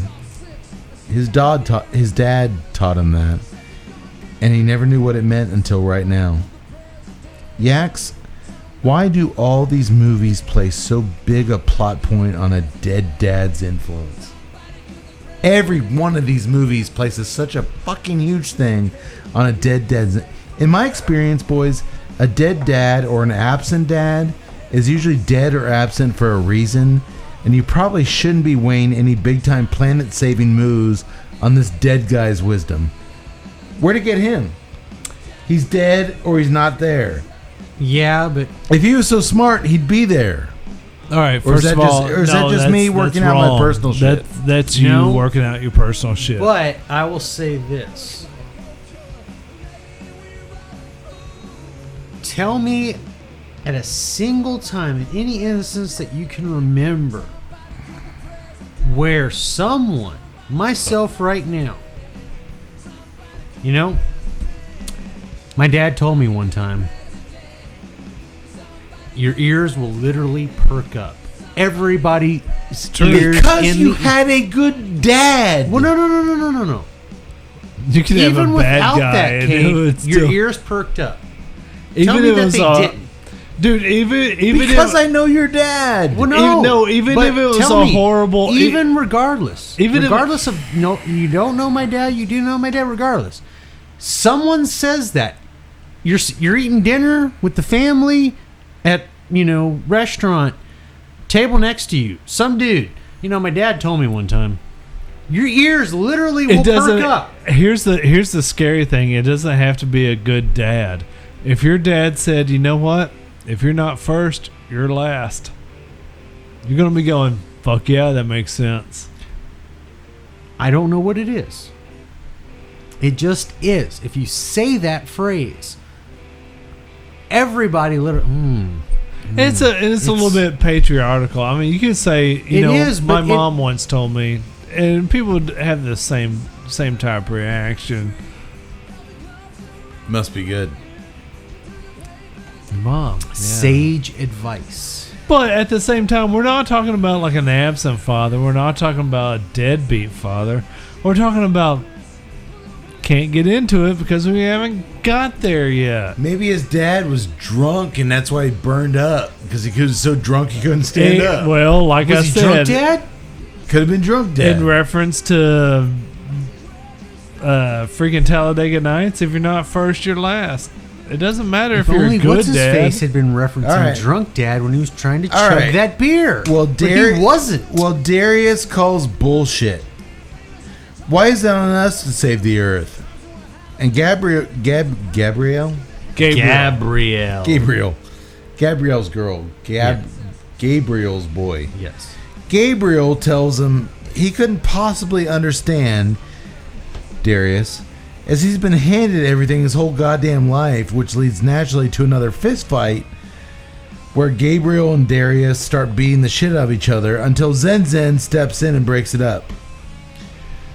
Turns out Dr. Fielding is trying to contact them through Morse code on the radio. Suddenly they have, with no explanation how they got it. No, Well, they picked it up from the army guys.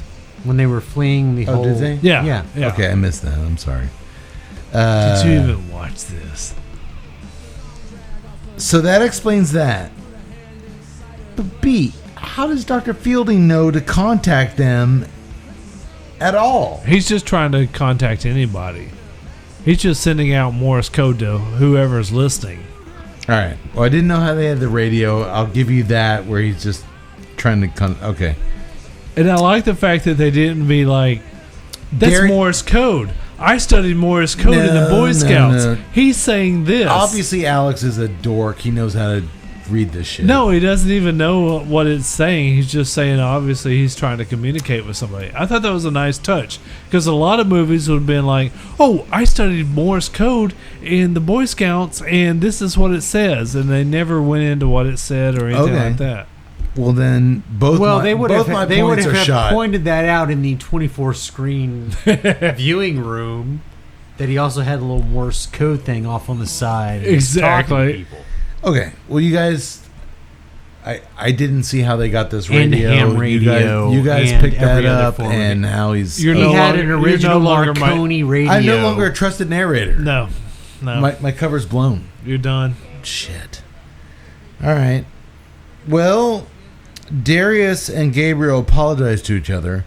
Turns out Darius's car dealership dad was headed to jail soon for like embezzlement or whatever. I guess. His life ain't so peachy as it seems. And they all head off. You know what, Gabriel, you were in juvie. My dad's going to jail. We all got problems. The tires of my Mercedes SUV was filled with cocaine.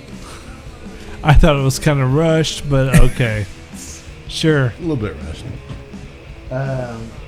So do I do the Monday or the green label? Dude, go green label. Yeah. Don't do Monday. All right. Where do they go, you ask? Well, to the Elysian Mall. As it was... Of course. Remember, Zen Zen mentioned Elysium earlier at the beginning of the movie. So the gang changes into some sweet... They break into the mall, like Dawn of the Dead or any good apocalypse movie. Yeah. They go into the mall. They steal some Adidas gear. Fucking 80s style, man. Change into some tracksuits. 80s style. I need a bottle opener. There you go.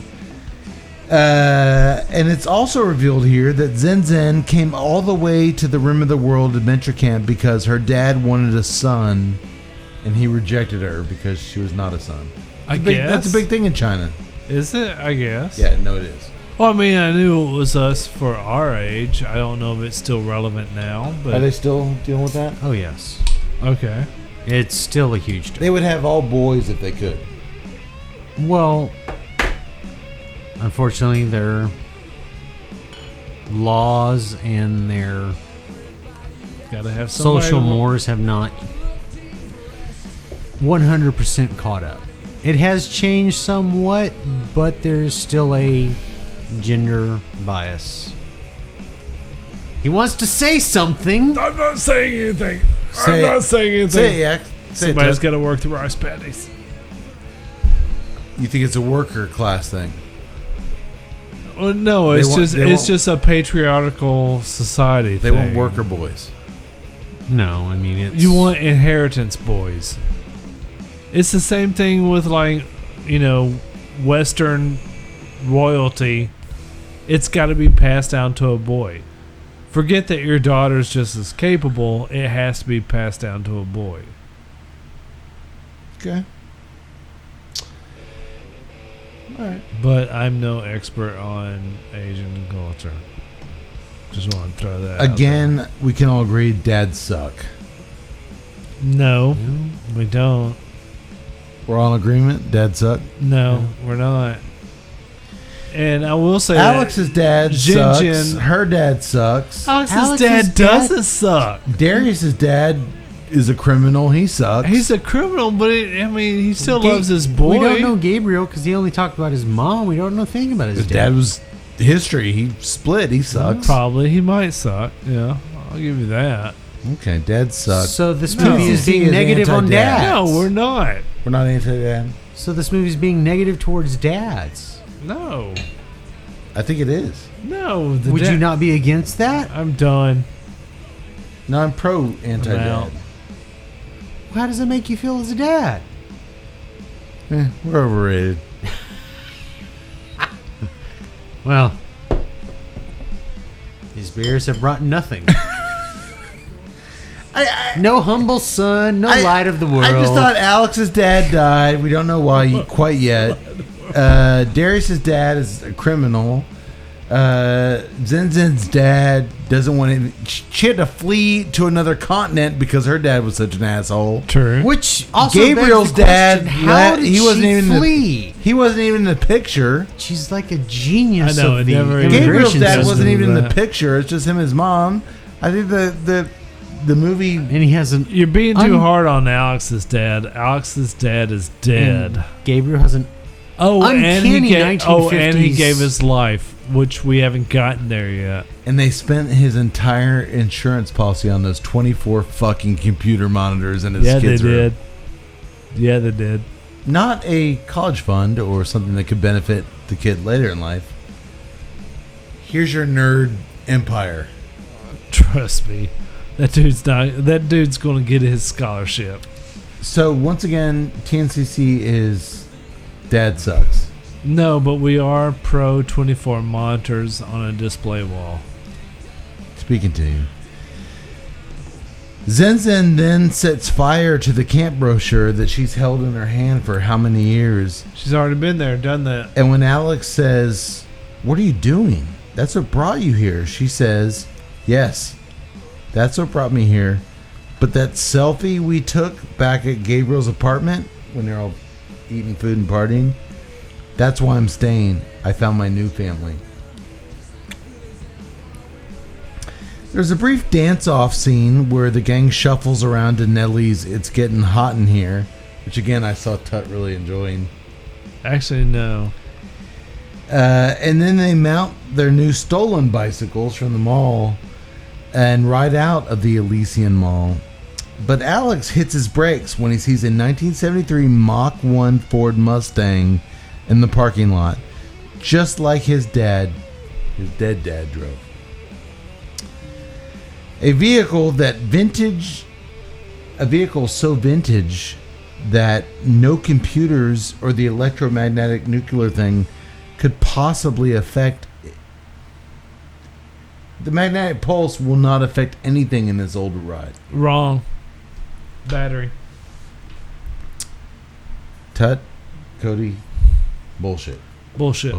The battery. Still have a battery. It still has a battery, and that'll. Still has to power your distributor. Still has to go with the alternator. So the electromagnetic pulse by Maybe the not the nuclear distributor. blast in the atmosphere it will still affect the battery. yes. Yeah. Okay. The battery has to be completely unplugged. And even then, I'm not sure whether it would or not. So that's the movie. Yeah. The movie fucked up. I think so. anything that's going to pass an electrical current. Correct. Okay. I don't know this kind of stuff. So okay. All right. That's cool. Well, guess what? Despite there being keys left in the ignition, Of course. Story armor. Alex doesn't know how to drive stick, but Zen Zen does. I thought that was a fun. So they race off deal. to Straight Outta Compton by NWA, the clean version. Did you notice they dropped all the I did. curse words out of I it? totally did. Which is weird because these kids have been cursing the entire movie. Why is it the clean version? And why is this song playing for these kids? And here's where It I makes come no in. sense. Here's where I come It's in. playing for you. Exactly. This is where everything to me falls apart. I can kind of relate to the kid going, "This is the car my dad drove." I'm sorry, your dad drove an obscure car. I'm sorry, a 73 Fastback is pretty fucking obscure. All right. And it's sitting there in the mall parking To the lot. fact exactly that it's just sitting there. Open Everything and else that. is burning wreckage and debris, and somehow nothing has touched this vehicle. All right. So they're It's literally the only car in one piece in the parking lot. all right. Right. So Jin Jin is doing donuts in the parking lot. Straight Outta Compton is going. Ice Cube is spitting out fucking lyrics. And yes, I do love this scene in terms of the whole thing. They're all head bobbing to the beat. It's a great little moment that is so out of sync with 14-year-olds. There's not a 14-year-old who's just going to 12-year-olds. be like 12-year-olds. bobbing their head to Straight Outta Compton 12-year-olds. while they're driving a 73-year-old or a 73 Mustang. I'm sorry. It's just not going to work. I think take it from 14, which these kids are 12. I understand the look thing, but even say that they were 14-year-olds and you were like, Cade in all of his wisdom says yes, there are 14-year-olds. If you put 14-year-olds in this scene with Straight Outta Compton blasting in a 73 Fastback, it still doesn't make a fucking bit of sense. It is totally targeted at me, and it just doesn't sync. It's just not. It's stupid. There's something weird about this. Yeah. It doesn't Yes. gel. Yes, it doesn't gel. Because one, they're not 14, they're 12, which is a Okay, different... get over that shit. No, We've it's gone even past weirder it. when We've you done like factor 2.5 in that hours. shit. We've done 2.5 hours of these kids don't look like 13 and 14. All right, just get past that shit. All right, so they're 13 and 14-year-olds. Even if there are 13 and 14-year-olds, their actions and the music and the styles and the dialogue just doesn't sync up with even 14-year-olds. This scene makes no sense. It doesn't. And for some stupid reason, the director is like, we'll put in straight But I up- still liked it. We'll put it in for Straight Outta Compton. I knew you were dancing in your Oh, fucking... hell yeah. I was like, Straight Outta Compton. Oh, yeah. For some stupid reason, the director thought this was a good move. And you know who's not stupid, boys? Who's not stupid? That's right, Yak Boy. Our good, very smart, not stupid friends over at Drew Estate. Okay. Tell me. Tobacco Special cigars are made by the non-stupid, almighty Drew Estate, the same folks who brought you Liga Privada, Yes. Absolutely. Undercrown, Yes. Nica Rustica, Oh, yeah. and much, much more. Your choice of either extra dark Connecticut broadleaf or natural Connecticut shade wrappers, envelope, a Sumatra binder, and a Nicaraguan Criollo filler leaves. Before aging, the cigars are slowly infused with Nicaraguan estate-grown coffee. The smoke is medium to full-bodied, depending on the wrapper you choose. Its rich tobacco flavors commingling with the unmistakable aroma of coffee and some sweetness. I'm a fan, and you will be too. Seek them out. Yes. Cody, did I use that term commingling right? You did. You did indeed. Did I Okay. use that word unmistakable right? In fact, you did. So, Nailed it. in the whole theme of this movie that doesn't understand or we can't figure out exactly what target audience it's trying to isolate, here's where Drew Estate beats the fuck out of Mick G with a baseball bat. Tell me. When Drew Estate releases a cigar, they understand their target market for that taste profile. when they're going after the tobacco, they're going after tobacco cigar lovers and coffee lovers. They're going after a target market that loves tobacco and loves coffee. And so they release the tobacco that's just targeted for that audience. They're not releasing a Perique tobacco. They're not releasing a, whatever tobacco. They're not doing a wine infused or a floral infused for that audience. It is tobacco and coffee for that audience. Target audience. And they've also, I mentioned the floral audience. I mean, they've got cigars that are just for that type of infused type deal. They understand their target audience, and this is the product they're delivering for that target audience. McG? Dude, I don't know who your target audience is. He's reaching for I think it's me. He's reaching for the stars, man. Anybody, love me. Love me, everyone. It kind of is. Just anybody who'll like me, please do. That's what I'm getting. Kind of. Yeah, me too. It's a cigar. I like it.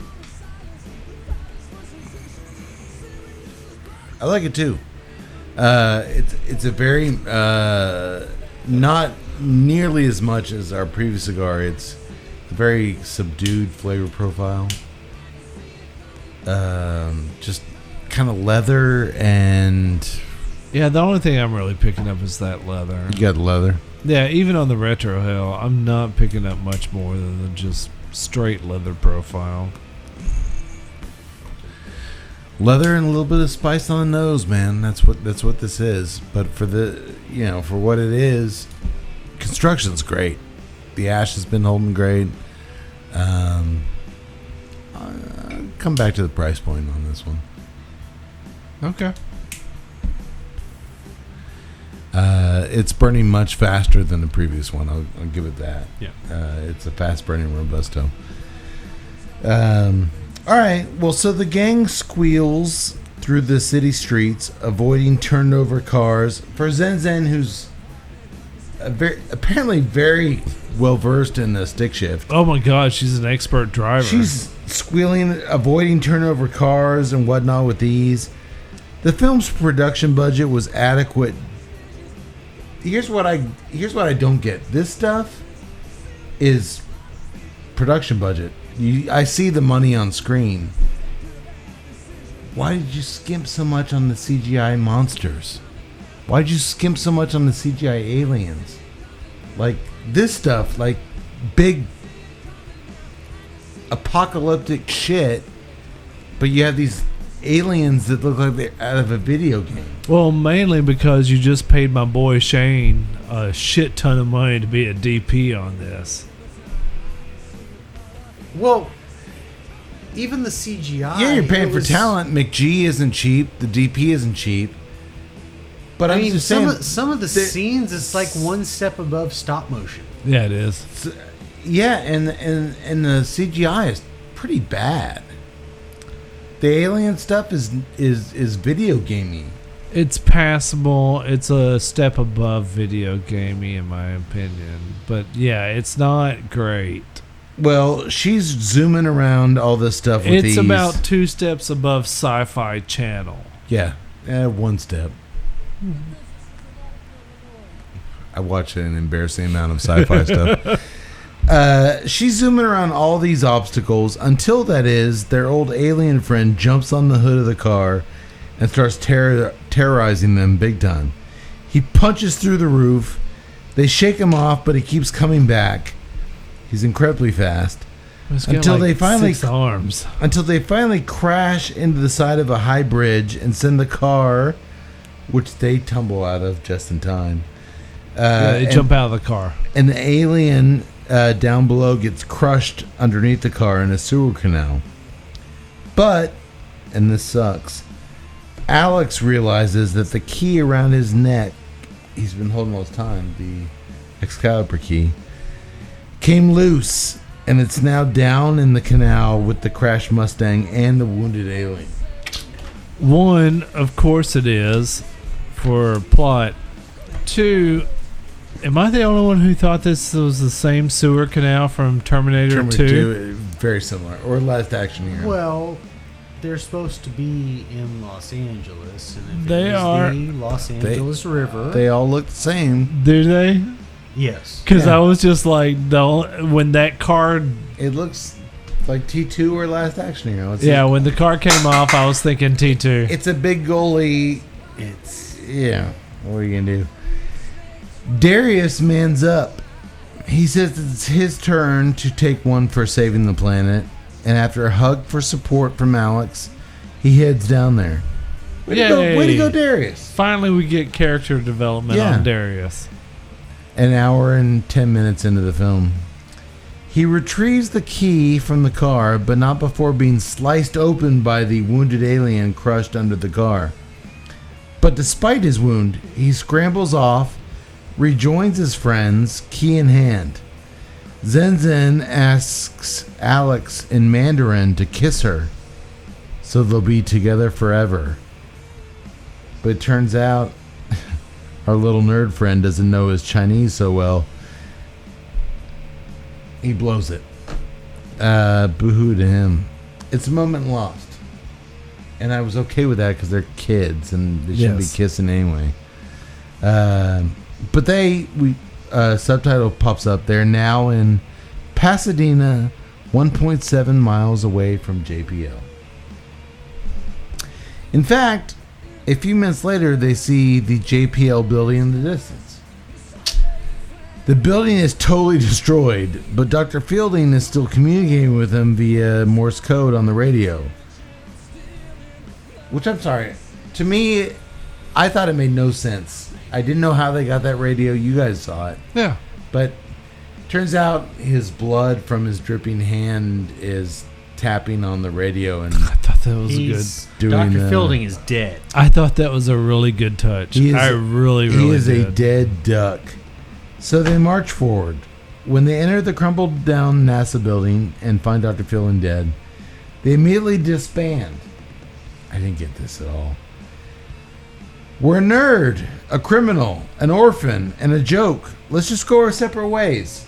So they all start to we went all this way and let's just split up.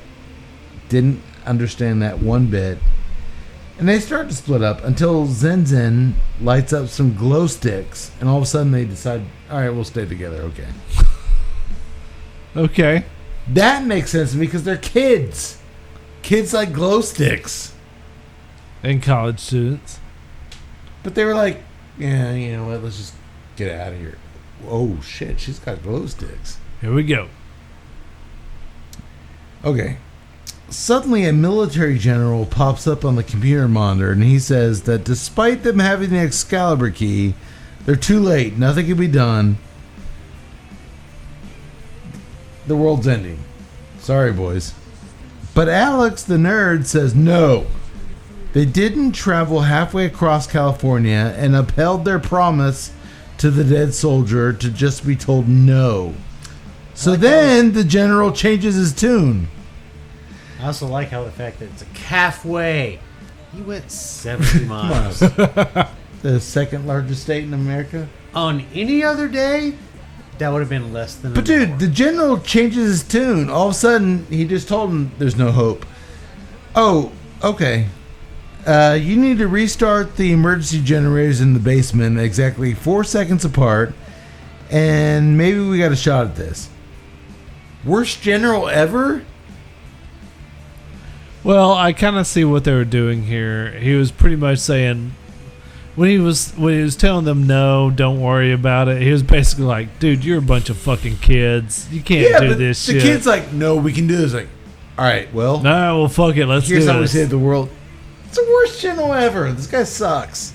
Or the general would say, you know what? I'm going to marshal all of the forces I can within that area to get to JPL. And do this shit. That'd be There great, had to be but some you know people what? around. All of our forces have been decimated. It's just me in a bunker. There's nobody left. The world is doomed. I just don't. TNCC style, I don't give a shit. Dude. So Zen volunteers for the job, but not before kissing Alex on the cheek and telling him that his father would be proud. He even gives her his shark tooth necklace. He doesn't have a shark. I'm sorry, his wristwatch. His wristwatch. My father, Randy West, wants you to wear this. Turns out the key that Major Collins gave them contains the coordinates of the invisible alien mothership in high orbit. And using the Excalibur protocol, which was originally designed to shoot down Russian missiles, they can maybe stop this invasion at the source. But they'll need to realign the satellite on the roof and do some other highly techno shit that these kids would never realistically be able to do. True. But this is where... We're watching a movie. Yeah, that's right. Story armor. But Alex agrees to go up on the roof and readjust the satellite. It's my turn. I can't wait to see how he readjusts that satellite. It's my turn to save the world. Despite What? his fear of heights, if I die, tell Zinzin I love her. No, wait. Tell her I'm into her. I don't want to scare her off with the L word. You know what? Just tell her. They're like, just go. Get your ass up there. It's your turn. And as he runs off, we cut to the car wreck where the alien is pressing the Mustang off himself, breaking free of the wreckage. Uh-oh. That damn healing factor. This fucker really is avenging his dog. John Nice. Wick You style. know what? He's the John Wick of I aliens. want to think that we could get along with the aliens because they love their dogs as much as we love our dogs. That is true. There's common ground. There is common ground here. I love my dog. Well, so Zinzin does her job and restarts the facility's generators 4 seconds apart as instructed. I also like how a 12-year-old knows how to know what a generator switch looks like. She's Zinzin. Zinzin rocks. The What, boys... did she work in heavy industry in Yes. China? The In China, boys... she did. She probably did. The boys insert the key into the computer, but the general tells them none of this matters until Alex readjusts the satellite on top of the building. Remember, back to the zip line, Alex has a big problem with climbing ladders. He don't like heights. No, he doesn't. Well, Alex gets up there despite his fears, but once he realigns the satellite by kicking it a few times with his Adidas sneakers, that's the alignment. That's how you align it. That's Just the kick alignment. it. And he kicked it just in the right place. It had to be precise. Kick it. If he had said the satellite, the dish has to be aligned to west. It'd be different if he had a compass and was like kicking it into the west position. Let me just make it face a different direction. Now it's going to work. Shit out of it with the sneakers. Seems legit. I can tell he looks down. The vengeance craving alien is right on his ass. So Alex then zip lines down from the top of the building. Hey, he's overcome his fears. Tango and Cash style. Tango Nothing and but his belt. Tango Cash style. But hey, aren't all these kids overcoming their fears? Yes. Character growth. He did it! And he scampers back inside where he's gobbled up. Well, he's not gobbled up. He's almost gobbled up by an alien. As Zinzin then makes her way back upstairs after narrowly escaping another alien dog, the general is giving Gabriel the numeric code to unlock the launch keys for Excalibur. Uh-oh. But, Tut, as we know, he has a hard time with numbers. So Darius somehow comes to and writes down the numbers to In help, his own blood. in his own blood His own blood. I like that. to help Gabriel do it. I was just really hoping Darius would have made like a comment. Jesus, dumbass, I wrote it down for you. So Gabriel and Zinzin are then able to turn the keys at the same time and launch Excalibur to blast the alien mothership Boom! to pieces out into space. Yay! Well, the pissed off alien is still chasing Alex around up there. So he goes up a few more floors of the JPL building and he sets the alien on fire with a flare gun, burning into bits. And all of a sudden, Not quite accurate. He turns on a jet engine, and then he shoots the flare gun into the jet engine. The jet engine exhaust burns him to bit. Watching all those TV screens, he learned a few things. But all of a sudden, as the place is engulfed in flames, his dead dad appears in the smoke and talks him through it. And he's able to escape the burning wreckage where he rejoins his ecstatic friends. Well, alright, so Thanks, Dead Dad. No, let's give Dead Dad his due. The Dead Dad is dead because in the house fire, he was trying to save Alex, and Alex was like cowering in the corner, wouldn't come to the Dead Dad, and then the house fell on Dead Dad. Dead Dad. So basically, Alex killed his father. He killed his dead dad. Right. Okay. So maybe I was a little harsh on Dead Dads earlier. You were very harsh on Dead Was Dad. I? You were. Because Dead Dad actually wouldn't be dead if it weren't for Alex. That's right. If Alex would have jumped earlier, he'd have his dad. That's right. So fuck Alex. Kinda. You kind of killed your dad. You kind of Well, did. Alex was carrying that guilt around with him. Which Yeah, he should killed be. his dad. According to you guys, he killed his dad. He did. He did. Which is weird that his mom was so, like, encouraging and, like, Alex killed her husband. Well, I mean, come on. That's what you guys are saying. You want to get tricky about it? She should blame Alex for killing her husband. I'm still processing. We all get one love of our life, and Alex fucking killed him. No wonder she sent this shitty ass camp with shithead counselors.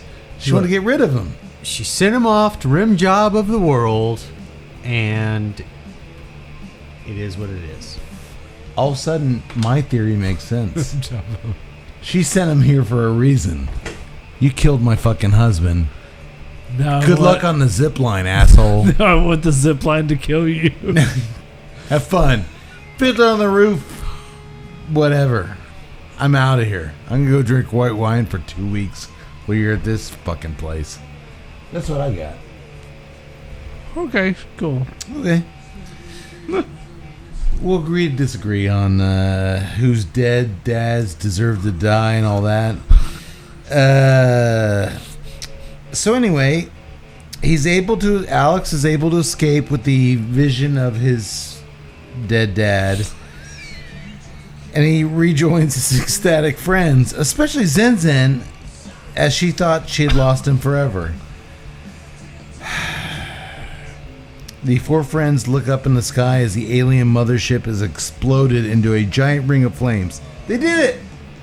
Dun dun dun! They delivered the Excalibur Protocol and killed the mothership. Cool. And how do we know they did it? Zen Zen kisses Alex. That's awesome. Dun dun dun! Alex is reunited with his mother. She somehow survived the slaughter of Los Angeles. That's great. We see the Queen of England knighting all the boys. Very cool. We then see CBS late night host James Corden taking them for a drive with his carpool karaoke. So fucking lame. I thought it was pretty cool. It's a nice little contemporary. Why subject the kids to that fucking mental extinguished stupid Because ass? Kate is very cool, and when I talk, I shout, and it's very nice. Yeah, I didn't like that at all. Congratulations for saving the world. Now you gotta hang out with this stupid ass. It's very cool. Thank you for saving the world. Fuck him and fuck his stupid little carpool karaoke show. By the way, if I'm But like also, what about That's actually, you know what? That's actually accurate. what about the parents only of people every that- other kid that Hey, was the there? only people that could actually like be like, oh, this is an honor, are fucking kids who don't know anything. Well, we don't know. I mean, how many people were Hey, we actually saved the left world. alive after the alien We get to invasion? save the world. We get to hang out with this fucking retard. Maybe the only shows left were James Corden's carpool karaoke. I mean, we don't know. Guess well, what? my deal Matt is Cage at his that house. If that's the case, bullet in the head. well, what about Gabriel's mom? Is she not alive? What about Darius's parents. We don't see any of that. They get to hang out with that fucking dumbass in his car singing Britney Spears songs. Which, if I'm Zen, I'm like... By the way, we didn't cover it, but Darius is named after Prince of Persia, who was conquering the shit out of the Middle East. Well, no, he was, as explained in the movie, the only person to defeat... Like I said, conquering the shit out of the Middle East. Well, he stopped Alexander the Great. Not But that he isn't was- Darius the one who tried to invade Greece and then got stopped by the Spartans? No, that was Xerxes. Okay, Xerxes. No more triples for this guy. And no more anything for James Corbin. It's like the second time we talked about this jackass on the show. I hate this guy. He's like the epitome of what's wrong with everything. I hate this fucking loser. And that's how we're going to toast these kids? Like, hey, thanks for killing the mothership. You get to ride around with this fucking idiot. Apparently McGee only had budget to bring in Corbin. Corbin is contemporary. He's a night host. Your only other choices are what? Fallon and Colbert and I don't even know the other. I would have just done without all that shit and just have him like... I think the Queen of England knighting them is enough. It would have been cool if Trump had a bunch of Oh, quarter pounders and big cheese. Dude, they Trump walk in the White House and Trump's giving them fucking quarter pounders. That's perfect. That is perfect. That'd have been awesome. Thanks for saving the galaxy. It's beautiful, galaxy. Here's your Thank McDouble. Your McDouble. I'm just saying, I mean, it could happen. Because what better way to reward anybody with a monstrumental challenge than a McDouble? Fucking quarter pounder. Fucking. Do we have any McDoubles now? I bet Aaron Rodgers would show up in the White House. Oh, fucking McDouble, awesome. No, even Aaron Rodgers. Even Aaron Rodgers probably say, Fuck "Fuck this shit." Kids a little angry about the... I knew we'd get back to it. But there's also parades in their honor, yada, yada, yada. They did it, whatever. The world's saved. The end. It's the end of our movie. All right, cool. Done. Do you guys have any confidence in the Big Trouble in Little China remake with this guy in charge? Not with McGee. Not McGee, the writer. The writer? No. He had a couple good funny lines. Man, it depends, because I don't know how much of the writer stuff was changed by McGee. I mean, McGee is the creative impetus. Do you guys for talk all about the way this. of, I don't know how much McC is influencing the... Are we on board with calling him McC? No, we're not. I'm not comfortable at all with this No, guy I'm not. handling Big Trouble in Little China. I'm not comfortable with anybody except John Carpenter handling Big Trouble in Little China. I understand. There's some funny shit. Quick, really quick, funny stuff, but that's not Big Trouble in Little China. Yeah, but I mean, just... If you're going... I mean, if that's your bar to make Big Trouble funny, okay, but... Big Trouble's more than just funny laughs. It is. It's a world. You're creating a world, and nowhere in this shit was I create a world. I was created a very blank canvas of the United States, Blah. and blah blah blah. And even the adolescent world that you were trying to create wasn't even an adolescent world. It was a 40-year-old world with all the pop references, the music, the dialogue. It wasn't 14-year-olds in that deal. I've got no confidence of him going into Big Trouble. Absolutely none. Agreed. Now, given that, I'll still go fucking see that shit, but... Boys, the Sandoro, how are you enjoying it? It's not bad, but flavor-wise... Leather. Yeah. I mean, It's a leather bar. Pretty much. It's That's it's just it. one note right now. I have not detected anything else. I haven't either. It's got like I said, pepper on the nose and leather on the draw, and that's it. Nothing else. Concur. So we will rate our initial cigar, the showcase of the show, the La Meridian, and put that up with the episode. I thought it was a really nice episode as far as, boy, we gave Save the World Brewery a showcase to show off their talents. Oh my God! I'm outside of the purple one. The which one is this? Hibiscus. The Monday. Oh, the Monday. The I wasn't a fan of the Monday at all. The triple I love. What did you finally had a Monday, right? Mm-hmm. Do you think it was a little bit watery, a little bit bland, Yes. a little bit? I mean, it had a good description, but I wasn't detecting half of it. I thought the green label, what's that called? The green label is the Humulus. Humulus I filius. thought it was a lot stronger flavor wise than its. I don't understand the difference between the Monday and the Humulus, which were both billed as a Belgian Pale Ale, but yet they tasted totally different. Yeah, I agree. It was night and day The difference. Humulus between had the two. flavor. Right? Well, I mean, even it if can it- be brewed in the same style, but the recipe is obviously incredibly different. Yeah, it was So- just. I mean, even taste profile was just completely different off of that. I like the Humulus. I thought it was a fine beer. The Precipes. Oh my God, I love that beer. The triple. I was just a fan of it from the get go. Dude, for a guy like me who's not big on malts and spice, as opposed to hops and floral, it gave me hops and spice, and I liked it. I liked it a lot. It was very good. I liked it. Most triples, I'm looking for that floral component. I'm looking for the hops. Didn't give me any of that, but man, that malty spice combination, whatever they did to brew that, was so good. So yeah, I'm a big fan too.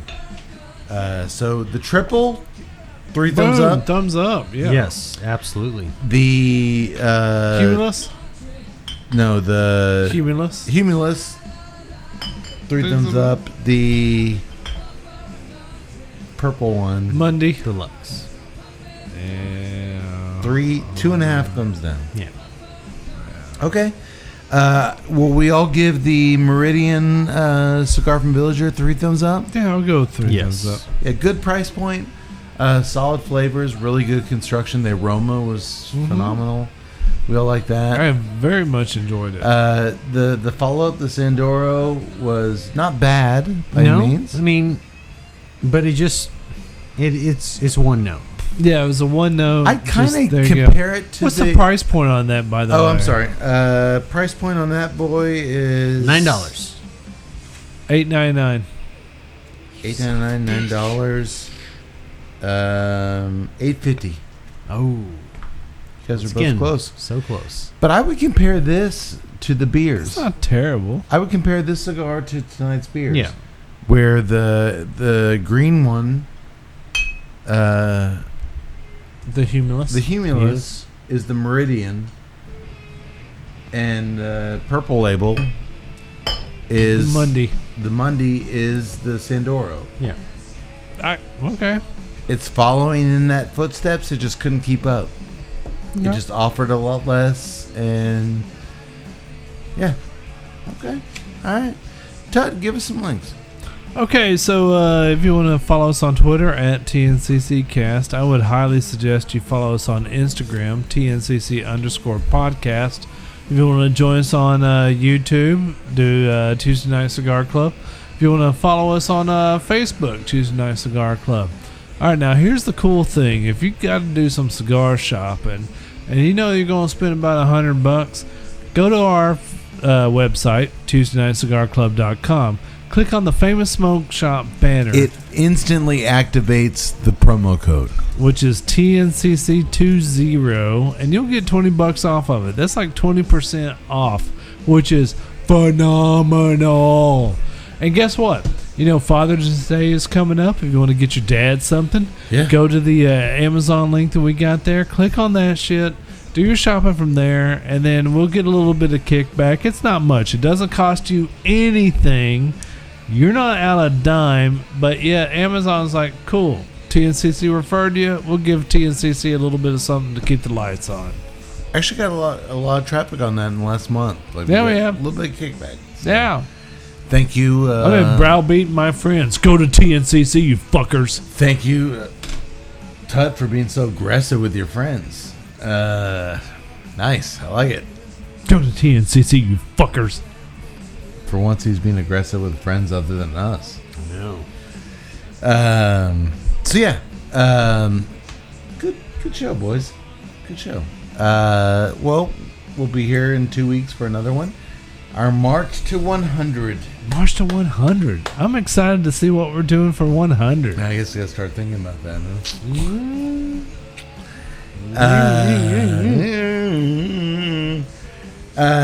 Thank you, boys and girls, for joining us. I hope it was as fun for you listening as it was for us talking about it. I think I get a movie. I think I understood it, but then we talk about it and like, man, there's a lot of shit I didn't really think about until we talked about it. So that's what we do.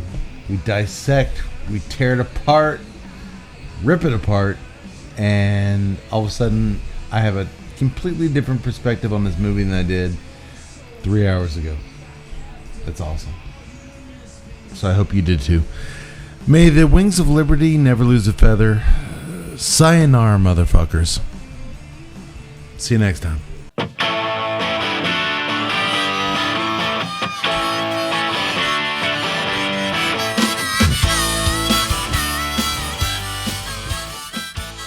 To learn more about the time I stopped a potentially catastrophic alien invasion by dropping trowel and introducing our extraterrestrial visitors to what the average white man genitalia looks like in an effort to scare them away, like it worked on so many Ball State University co-eds back in the 90s, please read my hard-to-find short story, because the man doesn't want you to read it, entitled Independence Wiener. 4.5 is still a half an inch more than you ET fuckers are bringing to the table, by Matt A. Cade. Am I a hero? Well, that's not for me to say. But I am, and you know it. And, it should be noted, it was extra cold outside that day, so that must also be factored into the story. You judgmental bastards. Why do I share these things? In the meantime, to learn more about the cigars and libations enjoyed on tonight's episode, you can visit villagercigars.com and savetheworldbrewing.com. For more on O'Brien's Irish Pub, the live music leader in Central Texas, please visit o'brienstemple.com and download their free smartphone app, where you'll find full beer listings including over 40 on tap, menu information, and a calendar of upcoming live events. To listen and purchase music heard on tonight's program, check out www.fritzbeermusic.com. Thank you for listening to the Tuesday Night Cigar Club podcast.